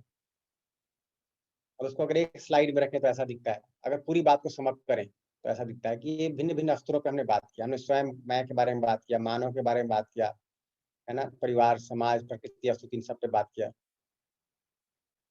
तो यदि हम इनकी व्यवस्था और संबंध को देखें, दिखता है कि पूरी अस्तित्व सहअस्तित्व के रूप में है। अगर फिर डिटेल आउट करें हम थोड़ा तो दिखता है कि मानव में सहअस्तित्व को अनुभव करने की क्षमता है, पूरा अस्तित्व सहअस्तित्व के रूप में है। प्रकृति को देखें तो इसमें परस्पर पूरकता दिखाई देती है, इसमें व्यवस्था और संबंध दिखाई देता है। और मानव में व्यवस्था में जीने की, व्यवस्था पूर्वक रहने की क्षमता दिखाई देती है। इस समाज में जो लक्ष्यों की हम लोगों ने बात की, समाधान, समृद्धि, अभय, सहअस्तित्व, अगर इसको देखें तो सहअस्तित्व का ही प्रमाण है। ये जो प्रकृति में परस्पर पूरकता है, ये भी सहअस्तित्व का ही प्रमाण है। तो अगर समाज में हम समाधान की बात करें, समाधान भी कैसे पूरा होगा? ज्ञान के द्वारा। ज्ञान कैसे पूरा होगा? सहअस्तित्व के अनुभव के द्वारा। समृद्धि का मतलब क्या हुआ? जो मैं और शरीर का सहअस्तित्व है उसको हम ठीक ठीक निर्वाह कर पाए। अभय का मतलब क्या हुआ? मानव मानव की जो सहअस्तित्व है वो बना रहे और सहअस्तित्व बना ही रहे। तो मानव मानव संबंध को हम लोगों ने समझने का प्रयास किया, मानव से प्रकृति के संबंध को समझने का प्रयास किया। और ये दिखता है कि मानव में स्वयं तथा परिवार के रूप में समाज के विभिन्न आयामों में भागीदारी करने की क्षमता है ही, उसको बस ध्यान देने की जरूरत है। परिवार में अगर बात करें तो जितने भी भावों की हम लोगों ने बात की, विश्वास, सम्मान, स्नेह, प्रेम तक, ये सब सहअस्तित्व के ही भाव हैं। मैं जब कह रहा हूँ कि मैं दूसरे को सुखी करना चाह रहा हूँ, दूसरा मुझे सुखी करना चाह रहा है, नहीं, मेरे और उसके बीच में सहअस्तित्व है। सम्मान में जब कह रहे हैं कि मैं एक दूसरे के लिए पूरक हूँ, तो ये सहअस्तित्व का ही रिफ्लेक्शन है। प्रेम मतलब हर एक के साथ सहअस्तित्व को देख पा रहे हैं। तो उन्होंने मानव मानव संबंध की बात की और मानव में सही भाव को समझने की क्षमता है, ये दिखता है अपने को, जिससे उभय सुख होता है। वैसे मानव के रूप में देखें तो स्वयं यानी मैं तथा शरीर का सहअस्तित्व है। और संयम भाव को हम लोग समझने का प्रयास किया और इस भाव को समझने की क्षमता भी मैं में है ही। और यदि मैं की बात करें तो उसमें ये भाव दिखाई देते हैं, है ना, जिसको निरंतर सुख कह रहे हैं। अल्टीमेटली क्या है अगर देखें तो सुख, शांति, संतोष, आनंद, ये 4 भाव हैं जिनको मिलाकर निरंतर सुख कहते हैं। इसको थोड़ा डिटेल आउट कर देते हैं। तो सुख का मतलब कि मेरी आशा निश्चित हो जाए, इसको सुख कहा। विचार का मतलब शांति का मतलब विचार निश्चित हो जाए, विचार में अंतर द्वंद, अंतर विरोध चला जाए। संतोष का मतलब कि इच्छा निश्चित हो जाए, संतोष है। और आनंद का मतलब कि अनुभव बोध हो जाए, ये आनंद है। तो आनंद अगर जिसे हम देखें ना, जिसका हम लोग प्रयोग करते रहे हैं, तो आनंद का मतलब भी क्या हुआ कि हमारा ज्ञान पूरा हो जाए, जिससे हमारे आनंद घटित हो जाए। जब मेरे अंदर आनंद घटित होगा तो मेरी इच्छाएं निश्चित होंगी, फिर मेरी इच्छाएं अनिश्चित नहीं रहेंगी। ऐसा नहीं कि किसी की सुविधा को देखकर मेरी इच्छा बन जाएगी, कोई सूचना पाकर मेरी कोई इच्छा बन जाएगी, किसी बात से प्रभावित होकर कोई इच्छा बन जाएगी, संवेदना के दबाव में कोई इच्छा बन जाएगा, ऐसा नहीं है। मेरे अंदर संतोष का भाव होता है, यानी दिखता है कि पर्याप्त है ना, तो मेरी इच्छाएं निश्चित हो पाती है, संबंध के अर्थ में, व्यवस्था के अर्थ में, सहअस्तित्व के अर्थ में। जब ऐसा होता है तो मेरे विचारों में शांति होती है, अंतर्द्वंद, अंतर विरोध, ये सब चला जाता है और उससे मेरे जीने में सुख बना रहता है। इन चारों को मिलाकर निरंतर सुख। तो अगर शांति संतोष आनंद नहीं है तो जो सुख मिलता है क्षणिक रहता है, ये हो जाए तो जो सुख मिलता है निरंतर रहता है।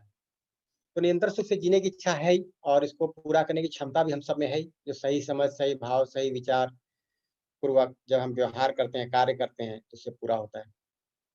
तो जिन सार्वभौम मूल्यों की हम बात करते रहे वो ये मूल्य है ना, जिसको हम लोग बात करते रहे, अगर एक स्लाइड में देखा जाए तो इस प्रकार से। और हमको करने का काम यह है कि मूलतः अस्तित्व का अनुभव करना है, जिससे सारे भाव हमारे अंदर स्थापित हो पाए। तो मानव के लिए कार्यक्रम क्या निकलता है जी? कोई प्रश्न हो तो बताएं।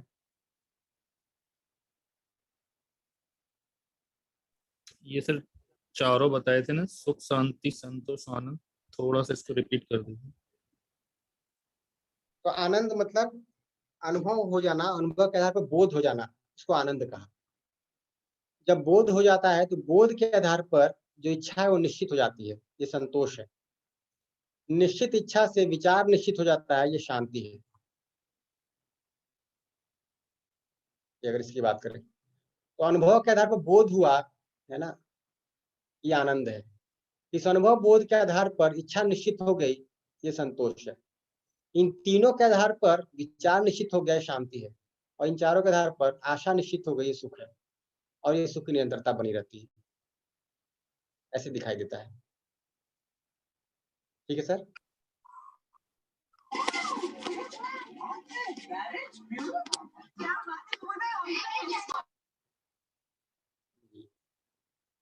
तो मानव के लिए कार्यक्रम क्या निकलता है?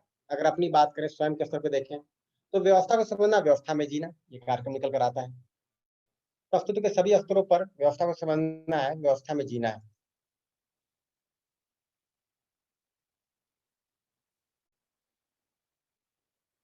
तो अगर इसको हम देखा जाए तो 3 तरह के कार्यक्रम निकल कर आते हैं। एक तो स्वयं में जांचना, जो भी प्रस्ताव आ रहा है सामने से उसको जांचना।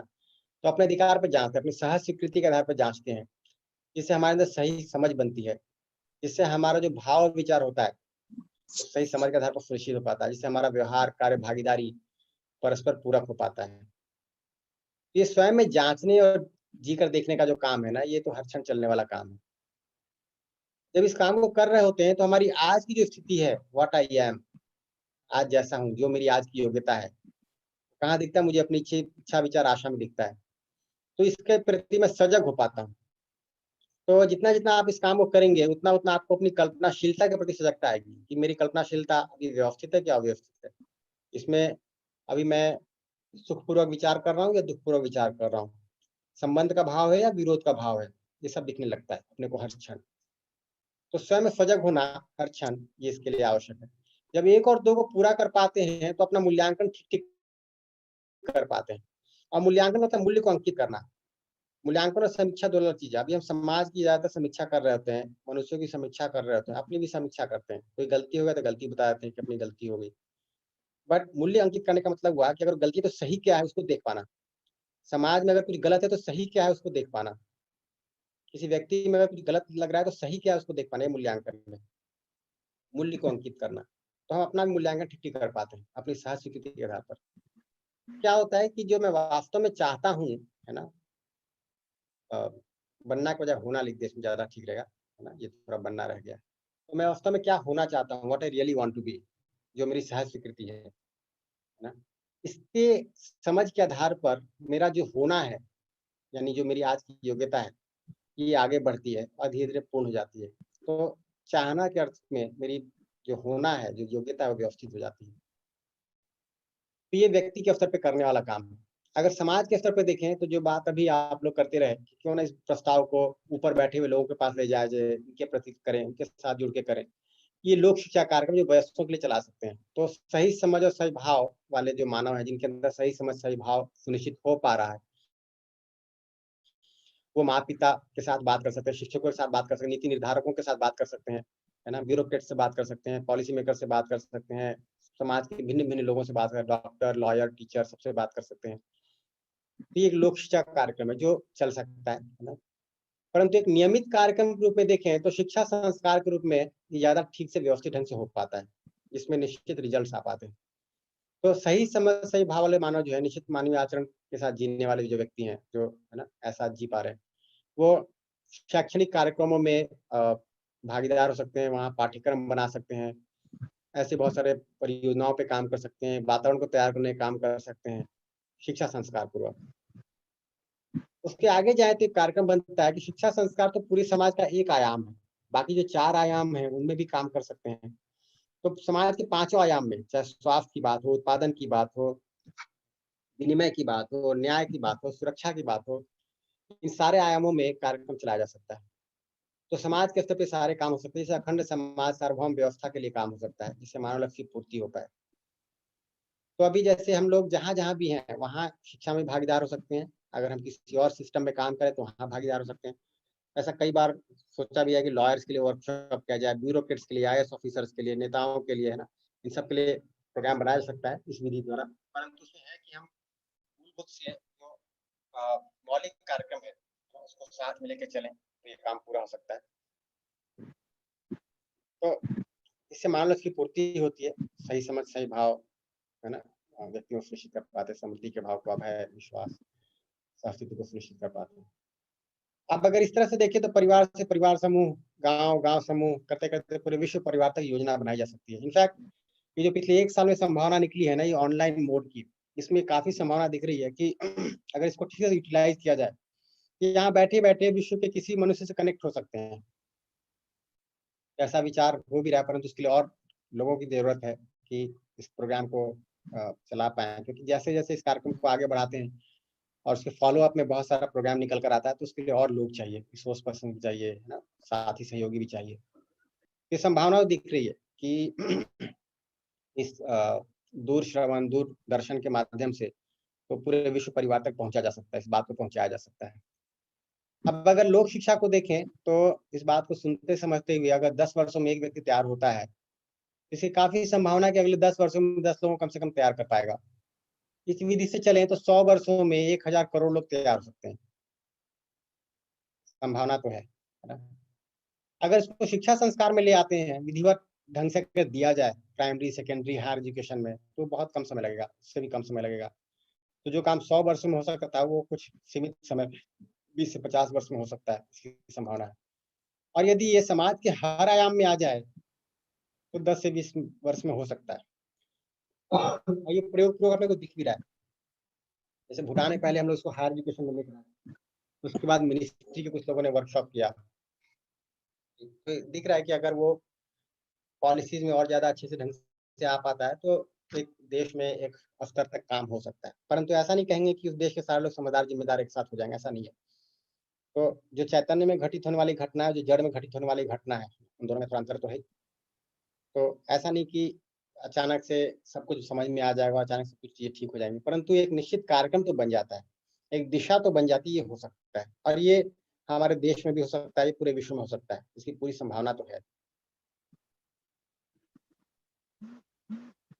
तो अगर इस बात को समापन के स्तर पे देखें, तो इस ऑनलाइन कार्यशाला से आपके अंदर जाँच-परख की आवश्यकता की ओर ध्यान गया होगा और हमें इस बात की आश्वस्ति है कि आपके अंदर जाँच-परख की शुरुआत हुई है, उसे बल मिला है।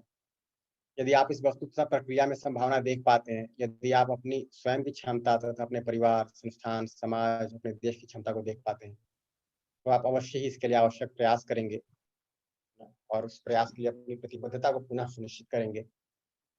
और आप सब में इस पूरी बात को समझने, जीने और भागीदारी करने की पूरी संभावना है, तो हम अन्य हज़ारों मानवों तक उनके पूर्ण विकास में सहायक होने के लिए हमें संभावना है और एक न्यायपूर्ण, न्याय संगत समाज का स्रोत बनने के लिए संभावना है।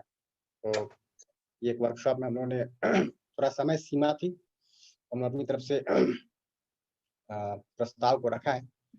कई बार ऐसा लगा कि हम लोग विस्तार में इस पूरी बात को रख पाए, कई बार ऐसा लगा कि थोड़ी समय की सीमा बन गई। तो मैं कहूँगा ये शुरुआत है, आपको वस्तु का परिचय हुआ है और आपको बहुत सारे स्टडी मटेरियल अभी कुछ मिला होगा, नहीं तो हम लोग और उसको शेयर कर देंगे, आप उसको अध्ययन करें और फिर से हम लोग इसको मिलके कभी और आगे बात कर सकते हैं। इनफैक्ट इसमें हम लोग रेगुलर मीटिंग्स अगर शुरू करें, उस मीटिंग में ना इस तरह की बातें हम लोग और विस्तार में ले जा सकें, तो और अच्छा रहेगा। और फिर उसके आधार पर जो भी आपके साथी हैं, जो आनंद संस्थान से जुड़े हैं, उन सब के लिए प्रोग्राम चलाया जा सकता है। तो एक अच्छी शुरुआत होगी।